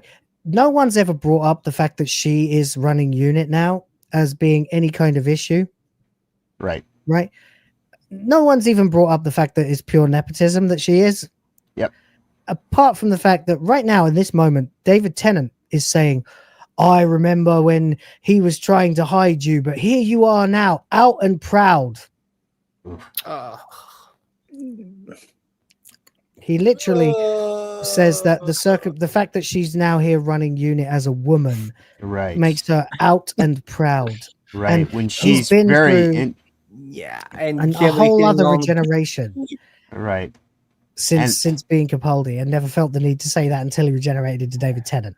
Right. And what's really interesting too is like, I mean, you know, you could say out and proud, but she's using her position of power to, you know, fuck about with like an underling who's a dude. So I mean, you know. But also, out and proud, of course, is the slogan of Pride. Right. Yep. And so she's no longer hidden in the closet. It's got to be puke. It is puke-inducing bullshit. Yeah. I would almost say hell, but not quite there. Not quite. No, it's only a throwaway line. But it is close, in my opinion. It is close. Hell. Yeah. When I was watching it, I was like, "Wait, what?" And I had to put it back. It's pukey ass virtue signaling messaging bullshit, but it's not so fundamentally, you know, undermining of things. No, it's about as bad as Conrad's character, I'd say. In its Pretty much, profiling of It's not even. It's about that bad. Yeah. Yeah, It's not that bad. the stereotyping of people. Yeah. You know. Okay. Then we have just literally David Tennant being 50 years old here and still rocking that hairdo, and trying to rock it when it looks absolutely ridiculous on his head. Like that ugly mop pile of hair. I looked at it and I was like, fucking hell, man. Couldn't you have done something else with David Tennant? Like, if you're going to bring him back, couldn't you have given him his like first haircut from when he was in series 2, when he had a more sensible haircut? Right, and then right. he got more crazy and spiky as it went on, and I thought that was kind of cool. Then you have to realize, of course, that David Tennant was 40 when he finished playing the Doctor the first time. He was like 42 when he returned for the Day of the Doctor, which, by the way, makes him older than 35, Donna. And his hair actually looked... But if you actually look more on the side in the Day of the Doctor, so it was quite well. There. Oh, it was parted down. It was almost emo which actually suited him very well in that era. Although it didn't line up with the time he's supposed to be in, because it's supposed to be when he's preparing to regenerate. Yeah, I mean they were so high on their nostalgia drugs that they couldn't even just. Yeah, and the shaved sides of his head are too short too, and everything. He just looks like he's like on punk. It just looks you're an aging punk. Right. You look stupid. Johnny Rotten in a suit. Don't get me wrong. Like, I used to be a bit of a punk when I was like 20 or whatever, when it was actually cool. But this is just sad. Yeah. You're like, this just looks stupid. This face looks too old for that hair. It just irritated me. I want it cringed. Again, not particularly high on the cringe list, but about there. Kind of looks like Sid Vicious, by the way. No. Yeah, I was gonna say, does it go next? Next to Jamaican Woman for Jamaican Woman's sake. Yeah, that'll work. That'll That'll work. All right, next we have this one. Now, this is, you can't see it clearly, but this is the monitors with the giggle on them, right? And it's the scene where David Tennant's like, look, it's on everything. It's on your screens. It's in your phones. It's everything. I'm like, you mean like Atmos? Or the Archangel Network? From the original RTD run? Right. And yet Just another like them. thing that's been done again with a different name. Another random network that takes over the world with RTD writing and David Tennant in it.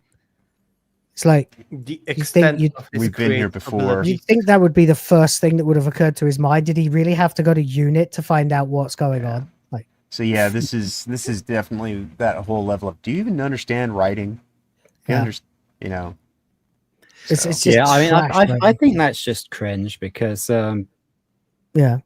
it's just like, right, I really don't have any ideas, so I'm going to pretend do the same thing. Scooby Doo, fucking Monster of the Week kind of bullshit. Like, it's just so derivative and. It's just the fact that it's exactly the same thing that he did with the Sontarans and with the Master, and completely weak.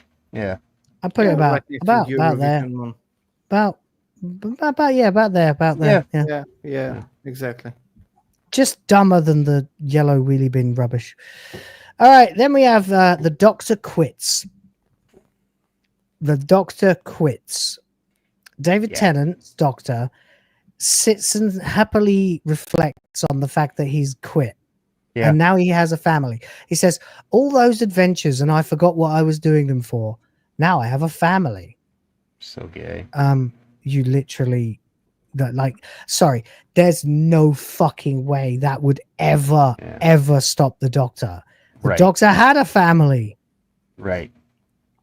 Like, that's the reason that the Doctor does the thing that the Doctor does. Why didn't he just stay with the fucking Tylers then? Why didn't he just stay with this is undermining kind of stuff. The Doctor can't do this. He is incapable of staying in one place. Right. So, especially when he has a functioning TARDIS. Yeah. Right. And so this goes into things that undermine the Doctor, break the actual kind of concept of who the character. Like, this goes to the deepest levels. To be, in the interest of fairness, Donna does say you don't have to stay forever, and he says we'll see. Mm-hmm. But then he hasn't done anything since. So right. Oh, the way to hell you go. Hell Yeah, this is a fundamental misinterpretation of the Doctor and misrepresentation of Yeah. his character. So Agreed. Yeah. I'd put it around about here, right under crying constantly, Mm-hmm. because he's not the main Doctor anymore. Apparently, Right. somehow they decided that. Okay, we are at the bi generation. Ball Sorry, breath. I've just seen what Noel's written in chat. Brokeback Doctor. And Dick doctoring, dude. Yeah. I have to put the bi generation in hell. Oh This is yeah. one of his I mean, deeper- it is a that goes docking really quite birth. high up, I think. You know? Yeah, very high up. I think it's as nonsensical. Top 5. This is some crazy I shit. would say top five. I think that the battle dress is actually still worse. You know. Yeah, it's pretty bad. Is it worse than gay dancing? Yes. Yeah. It's basically a top 5. It's in 5th place in my opinion. Yes, because without Okay. the gay birth, there wouldn't be the gay dancing. Yep. Look at B, man. It's almost over. Right. You poor mods. All right, then we have this line, which is one of Ncuti Gatwa's first in character lines in the show. He goes, "We won the," and he's talking to David Tennant specifically. He goes, "We won the game. You get a prize, honey." Ugh. That's one of his first lines in the whole show. Right. Guess what I'm gonna say? Puke. It- Throw it in is hell. No, hell. I mean, sorry, It's the but, doc- but it's the like, Doctor's character in my again. opinion, everything. Yeah, no, like this is that after assassination it of character exposed- again. Yeah. Yeah, exactly. Everything like that. I don't know how It's worse. bad it is, but Mhm. I think it's worse than the right, crying. right up there. Like Is it worse I than know- torturing a man? completely. Oh. Don't get me I wrong. mean, it is pretty you realize that torturous, every but new Doctor, you get a new set of characteristics and a new how is it called? A new like Your personality. personality, yes. It's a completely new man generation with the that is same memories. Yeah, abhorrent. Yeah, but that's abhorrent. yeah, that's disgusting. It's Thank- it's just he's fresh from the regeneration. He's also fully formed to show you as the audience exactly what you're in for if you keep watching this show, which is why the ratings fell off a cliff immediately after this episode. All right, this one is David Tennant complaining because he's just been thrown remember the hacky sack? That's the game they have to beat the toy maker in, which Gatwa does. Gatwa throws the hacky sack too hard and the toy maker can't catch it. There's this really long, pointless sequence of them all catching the hacky sack ball like a juggle ball. yeah. I was gonna say hacky sack. You're supposed to play with your feet. These bastards Right, didn't even but get that right. they're throwing this little juggling ball, which is basically a hacky sack. Right. Around and round and round. And for the entire scene, both the toy maker and Ncuti Gatwa's Doctor are perfectly fine catching it. They pull off funny little moves like where Gatwa bends over and the Doctor runs up his back and catches it. I know you were going to say that. I know where you were going. I know where your brains are I'm going. gonna I be know. totally honest with you. This is sounding really gay. But for the duration of the fight, the weak link in the game is Tennant's Doctor.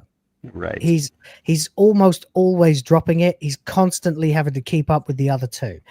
And it's just He's a crusty old white man, don't you he's know? a crusty old white man. I Exactly. have a question. Doesn't he have a fighting hand? After Yeah, the that would be his fighting hand. Yeah. Oh, but you're thinking about 10. This 10, is yeah. 14. 14's Yeah. he's just, he's 10's frail. Ted's got Yeah. cigarette fingers. it's not a fighting hand. It's a sword fighting hand now. But a So different basically, yeah, exactly. So Gatwa is leagues fitter, stronger, younger, and everything than he is. And at one point, he throws the ball to Tennant, who barely catches it, and then he goes, "Hey, that was too hard." And Gatwa's like, "Oh, I'm so sorry about that." And it's like, yeah, okay, you're just trying to make the It white was guy too look hard, bad. yes. Mm-hmm. Yeah, It's some messaging puke bullshit. yeah, I'd say so. Yeah, Yeah, towards the higher end of puke. Yeah, it's bad with white people bad. Yeah. Maybe not as bad as Dot and Bubble, but it's the beginning of that shit. Yeah. Fuck the white people, you know. Okay, and we come last, but almost last. Almost. The To penultimate. the gay kiss. Straight to hell. Full Straight long. We're getting. lingering I mean, this is top snog. 5. This is top 5 burning. Long, lingering snogging between two interracial men in an episode pre-prime time, or pre-watershed rather, pre 9 o'clock, 7 o'clock on TV in England. Children can watch this. Two men full-blown making out as the orchestra swells as if it were like the most romantic moment of the The Doctor's most life. important that has ever happened in television history. Yeah, this is top 5. Destructive kind of bullshit. Yeah, I think it's there. I think it's oh, I don't know now. I think it's worse than I don't know now. I mean, it's like I say, it's up there. It's really up there. I think it's the worst. I don't think it's top 3, but I think it's top 5. You don't think it's worse than Gatwa twerking to Kylie Minogue and being a degenerate? I mean, that is oof. Like, so first of all, it's a destruction of the Doctor's character. Yeah, because he would never ever get that familiar with anyone he's just met. Right. And this is why I was saying, like, the whole thing about, like, didn't you know nothing? Because those are secondary characters. This is something that it's like, this is Doctor damage, you know. I'm just How putting much it there for damage temporary. does that to his character, apart from Well, the Doctor's never just had a full-on make-out session with anyone in the first appearance of that character before. He's also never, ever abandoned a companion to go chasing that person. Good point. Good Right, point. All right. right. Okay. Yes. So this is a culmination of many kind of bad things that. Yeah. You know, it's deep. It's sexual content. First of all, because I'm sorry, it is. I don't care. Man and a woman kiss, yeah, that's normal.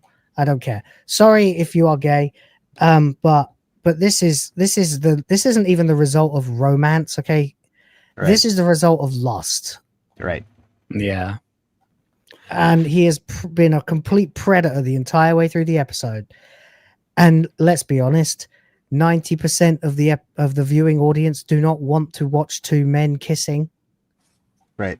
Absolutely. Or the potential audience. 95% of the once Doctor Who audience, I mean, do quite not honestly, want to watch him make out with men. Yeah, the Doctor historically has been pretty neutral in terms of, you know, any kind of, you know, because like the whole point of the you know, the bubble universe for Rose and, you know, the meta crisis, all that kind of stuff, that was so that they could have that happen separate from the Doctor, because the Doctor, if anything, is not a sexual being, you know, like it's selfless, not selfish.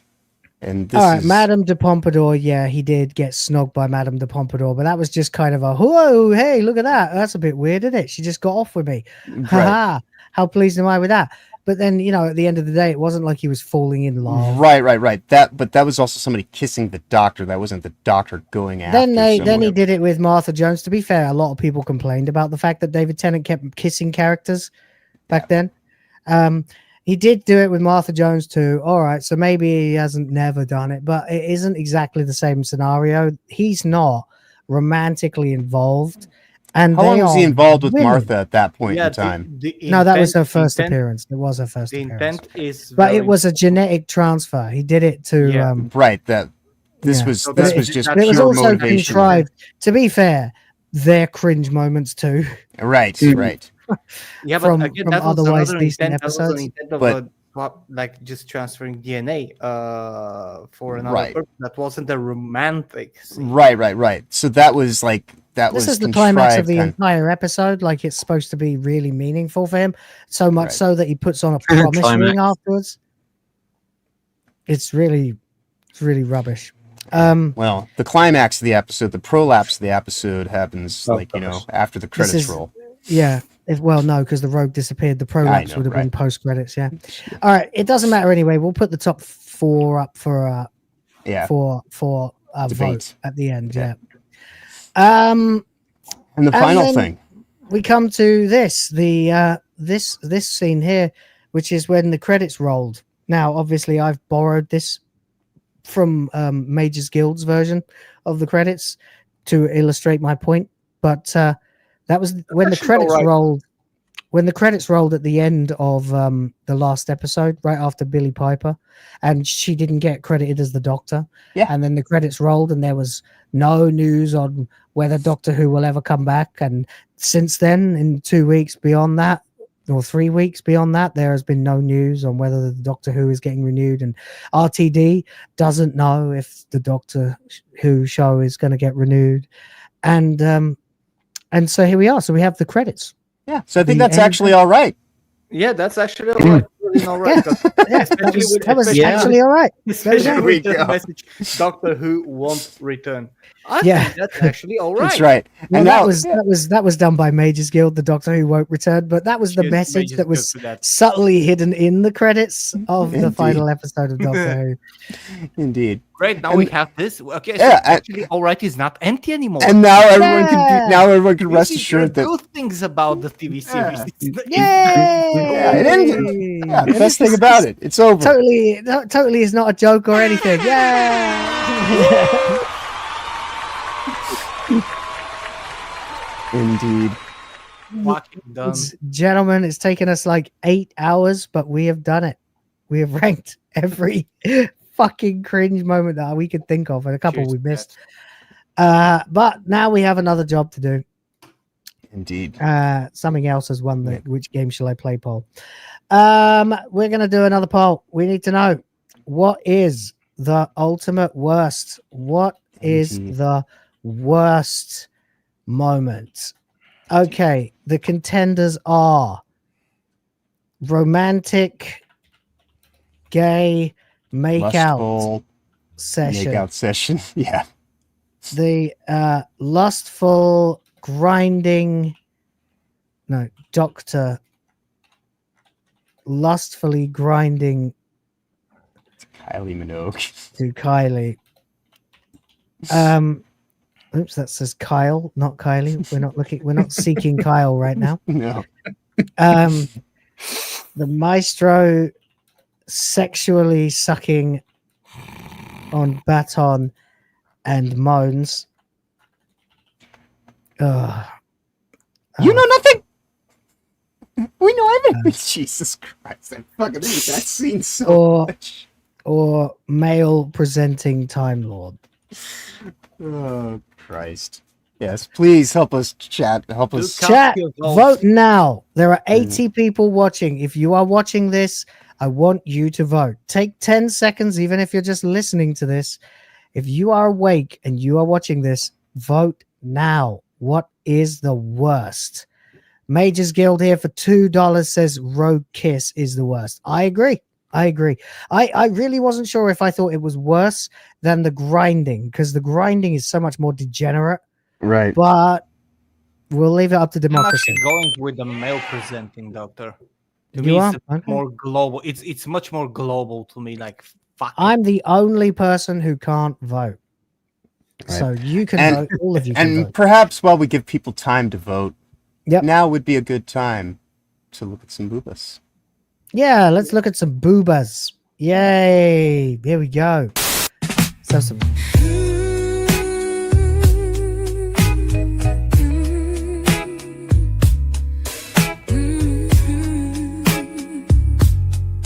Come here, baby. Let me show something good. Something good. Something good. Something good.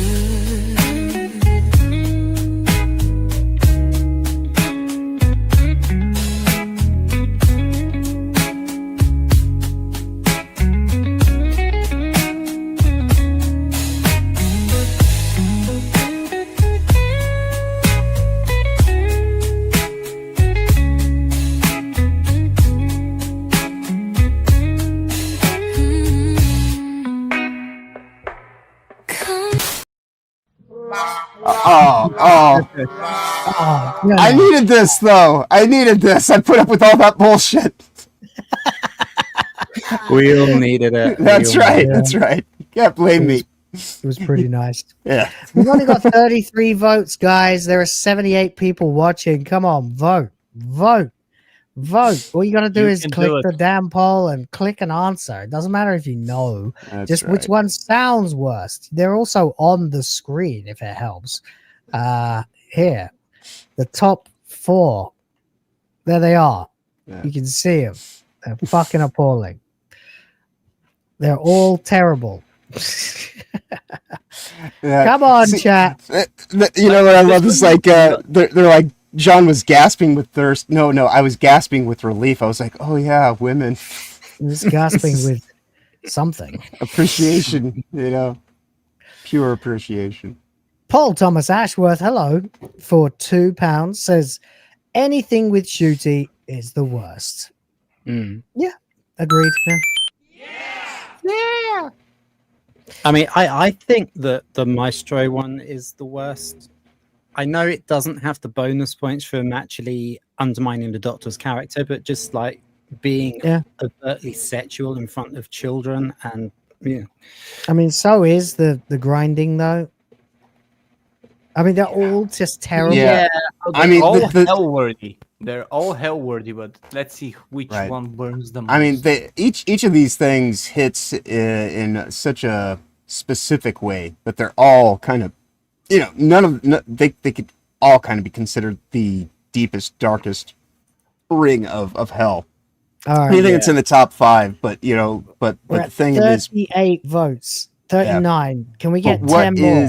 What is the worst of all of this stuff? Because for me, the only one of these scenes that I've actually seen is the whole thing of like, and you know nothing. And every time it's just so shrill, it's so fucking annoying. And it's just so annoying. But so annoying. But if I would have seen this episode, with the chasing after the sausage, I probably would have to buy a new TV. Come on, chat. Give us a couple more votes. We're at 39 out of 79 people watching. Less than half have voted. Come on. Do it. Pick up your phone or wherever you're on or wherever and vote, please. As Eris Rhoda, who is on the panel, just gifted 5 of you. Indeed. Grift Force memberships. Yeah. You lucky people. Enjoy this clip of Darth Vader telling you what life's all about while you pick up your phone and vote. There's one thing you better know, and that is I love all of y'all. Listen, can I explain something to you about being a daddy? Don't try to frighten us with your devotion. A daddy is the breadwinner. You dig what I'm saying? And if you don't win that bread, it just don't come around.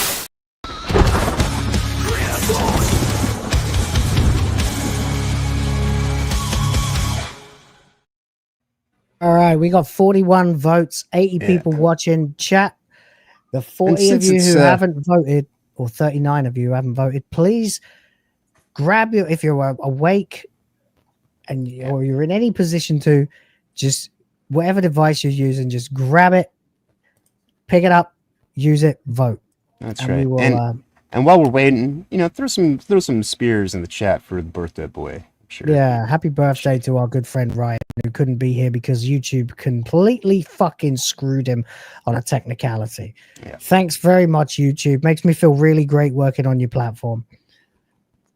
Anyway, all right, that's it. We are at 41 votes. I'm going to give it 30 seconds, starting from now. All right. So, at the moment, Makeout Session is winning by a landslide. With 45% of the vote. Lustful Grinding to Kylie and Maestro Sucking are both joint second, and Male Presenting Time Lord is not very far behind, but 4th place. Lustful Grinding is taking the lead in 2nd place, so that's good, but apparently that's just a 1 vote difference. So this is why we need more people to vote, so there are no ties. Thank you, guys. Thank you. And we are at time. Thank you very much. That is the end of the poll. As it stands, nothing has changed. They are already in the exact position. The end of the and they poll, will so be it's the staying knob. Yep. It's the bell Almost end. like we know what we're doing. Yay! Look at that. The result is 1, 2, 3, 4, exactly as they were already. Yeah, it's almost like we know what we're doing here. In fourth place with 16%. Maestro sucks on baton and moans 18%. Dr. Lustfully grinding to Kylie 20%. Romantic gay makeout session 44% of the vote. Democracy in action, folks. You made it happen. Thank you very much for helping us to complete this arduous task. And that is the official end of the ranking. And very soon will be the end of this show too. But first, MagesGuild, pick one of these that you want me to show. Which one shall I watch? Because I haven't got a lot of time left. I've got to get up in the morning and take my kid to school. So please pick one of these clips that you sent me and tell me which one you want me to watch. In the meantime, uafomega has been a member now for 4 months, and congratulations for that. Says wieners out for Ryan Roger Athe. Spear. Indeed. I don't think I'll be getting my wiener near any spears anytime soon. Or Ryan, for that matter. But thanks for the sentiment and happy birthday, Ryan. Will, you'll be happy to know. Well, maybe I don't know if to be happy to know, but it is hilarious. He has to buy Date Everything this week to start playing it as a. That was my thing. I said somebody give this to Ryan. Yeah, and so I made it happen. I made it happen on Friday's show. Like he was like, no, wait. I wanted it validate, but that's better. That's way worse. You're gonna play it? Yeah. Because he was talking about. He's like, oh, I think like these torture games, like I did really well with Dustborn, and I was like, oh well, if that's the case, how's about and yeah, he's like, all right, I got the game for you. Yeah, and he's like, all right, if we make $40, and then like there was a double post right at the end, and it was only 35, and I thought he was going to try to weasel out on a technicality, so I made sure that I pointed out to everybody that no, that's technically only 35 right there. Like, why are you saying this, John? It's like, because I know Ryan's going to wait till after the show and say we didn't hit 40. And then somebody went and did it and then put $2 on top just to ensure. So yes, he will. He will be playing Date Everything. That's amazing. Excellent. That's fantastic. That's what you do for friends, Oh, mate, I want to see that. I want to watch that. Yeah, definitely go support Ryan when he does that. That'll be funny as shit. MagesGuild, which one of these clips you want? A Skeletor clip? Mumra. All right, yeah, that is a good one. Yeah. Okay. 1 second. It's the Mumra Lives clip of Omega coming back to Doctor Who. Nope, not that window. There we go. And here we go.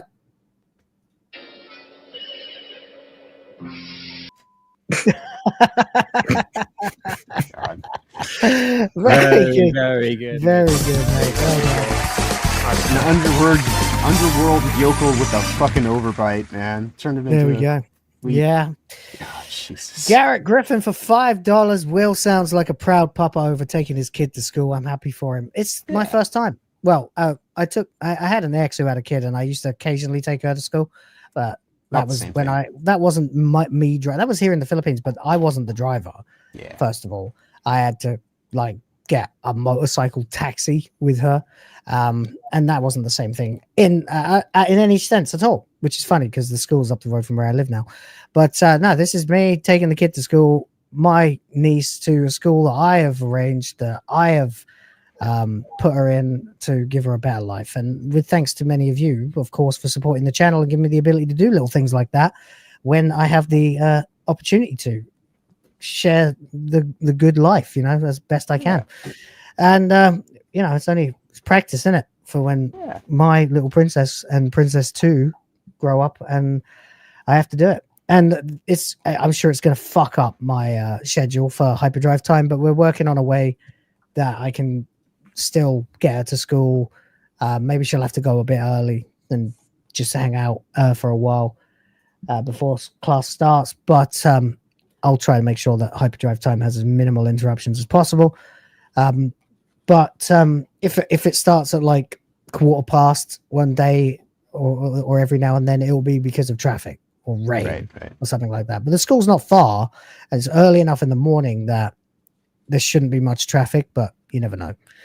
If the sun's shining and I can take my bike, then there'll be no issue at all, because it'll take me like 3 minutes each way.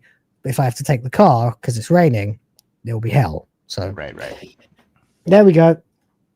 I've graduated into dad mode now, full blown, because I've now got an 11-year-old surrogate daughter who I'm taking care of as well.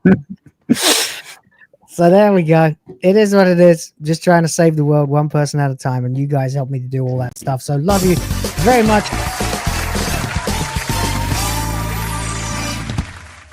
MagesGuild has jumped in off the top rope with a steel chair at the last second for $5 and says, "Tell me that I timed the audio wrongly. I dare thee. See more on my channel." Cheap plug. Star Wars complained. No, he's paid for it. Let's be honest. Yeah, This this is not paid this is advertising. This is an expensive plug. Thank you very much for the many donations, MagesGuild, today, where I post more comedy and music spoofs. Guys, go and check out Star Wars Complained, literally, because he does post these funny little ribs. If you like the sort of crap that I make with my silly little meme videos and stuff that appear on other people's channels all the time now, go check out MagesGuild at Star Wars Complained, because he does just the same kind of stuff, and very well indeed. Thank you for the support, MagesGuild. Appreciate you, mate. Really do. Hope you're going to show up on Sundays, even if we're not dedicated to Doctor Who, because it's good times. Because this is it then for WhoTF Cares. And indeed, the question is, who the fuck cares? William Hesterlow for $5, apparently. Much like on Dead Fingers, Omega died of cringe. Okay.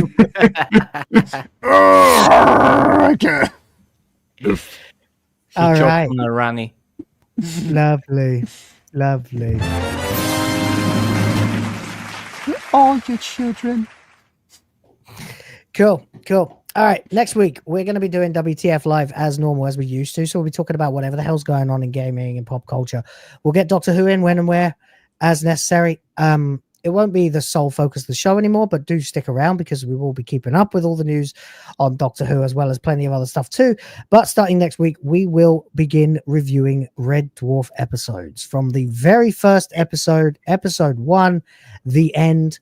We may do 2 episodes, which would be The End and also Future Echoes. So Future Echoes, man. Future Echoes is where Red Dwarf, where Grant and Naylor really sort of told the audience, this is what this show's going to be like, right? It's going to be fucking wacky with crazy sci-fi shit happening all the time. And my tooth. I think I lost my tooth. Yeah, you know it, right? Exactly. Yeah. My robot fish. I'm gonna eat you, little fishy. Yeah. Oh, Lennon, look what's happened to McCartney. Oh my God, you've watched it as much as I have. Fucking hell. That's right. That's right. How did I do what? What things? Anyway, there you go.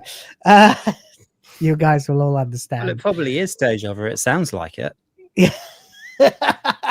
Yeah. Then you said, well, it probably is deja vu. It sounds like it. Well, it probably is deja vu. It sounds like it.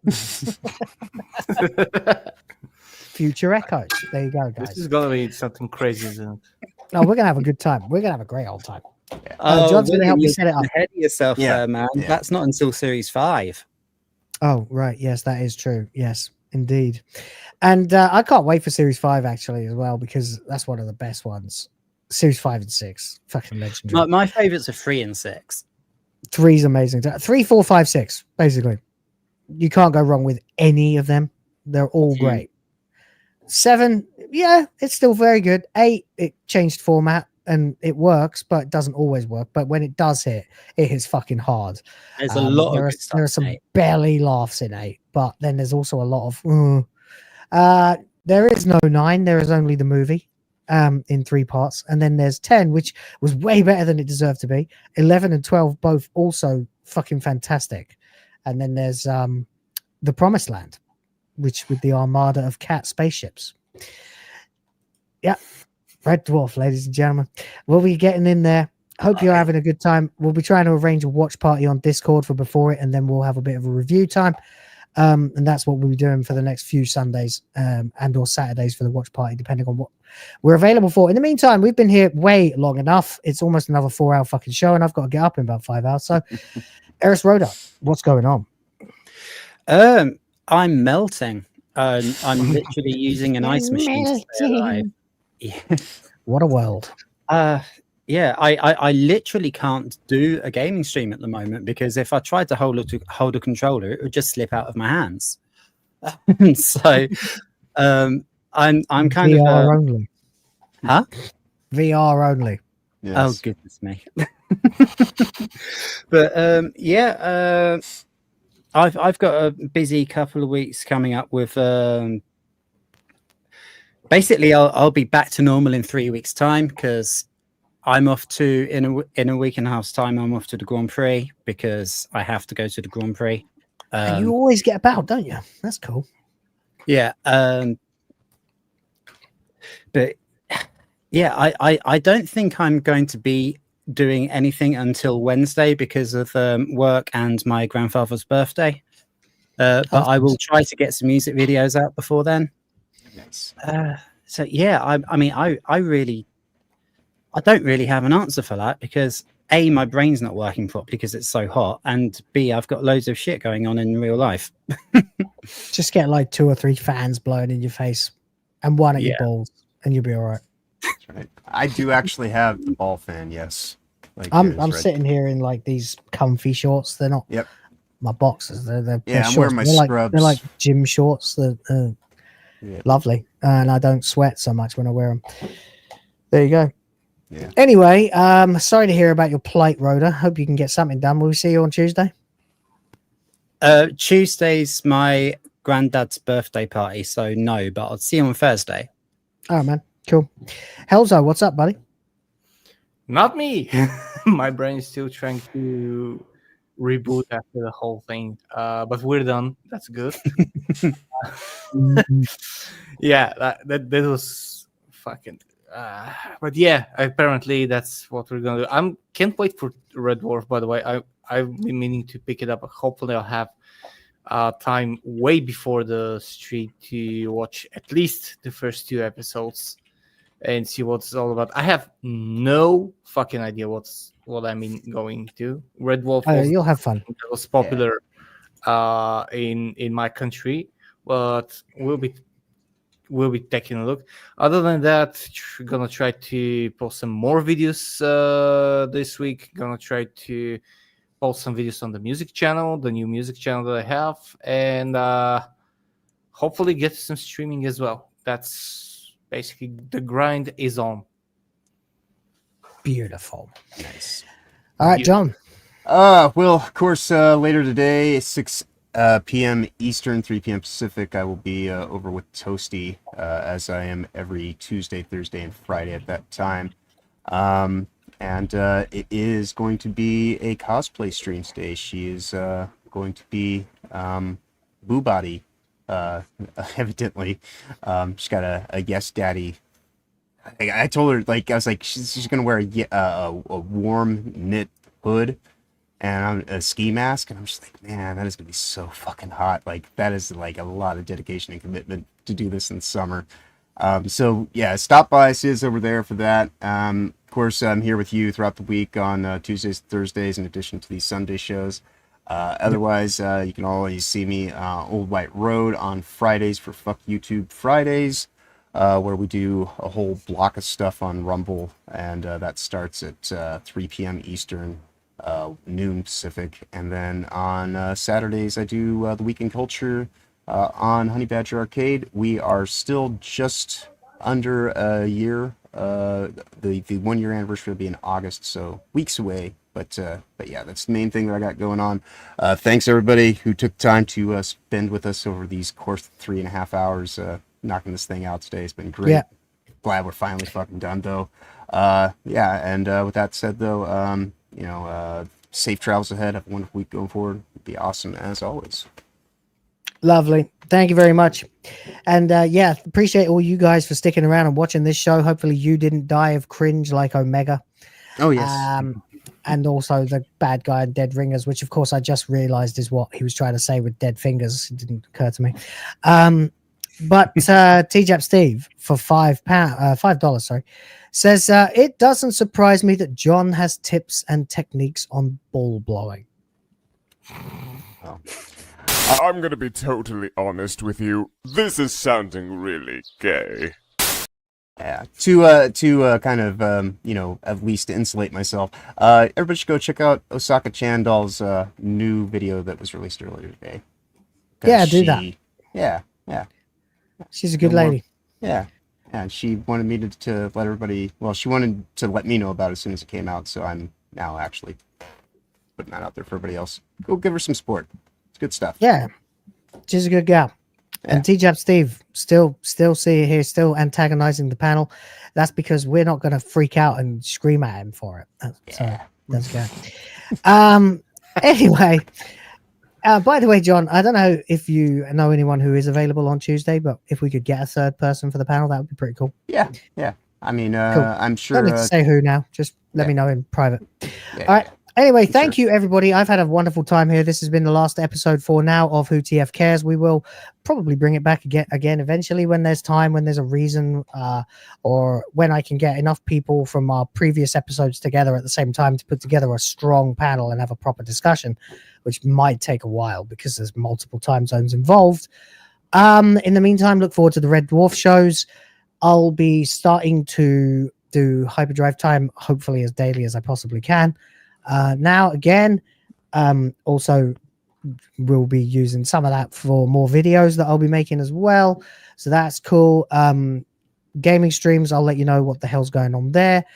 It's all up in the air at the moment because of obviously impending baby time, new birth and stuff like that, but I'm not going anywhere. I'll be here, and I do very much appreciate you all, especially for the support all this time as well. Thank you, especially to, I don't know how many times I'm going to have to say MagesGuild, so a few, probably not enough. But MagesGuild, Garrett Griffin, MagesGuild, Garrett Griffin, MagesGuild,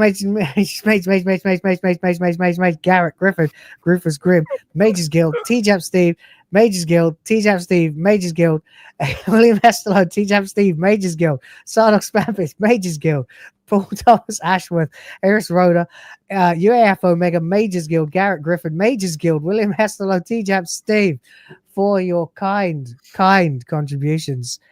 Seriously, I have no idea. Yeah, I think did I forget MagesGuild? I'm sorry. Next time, baby.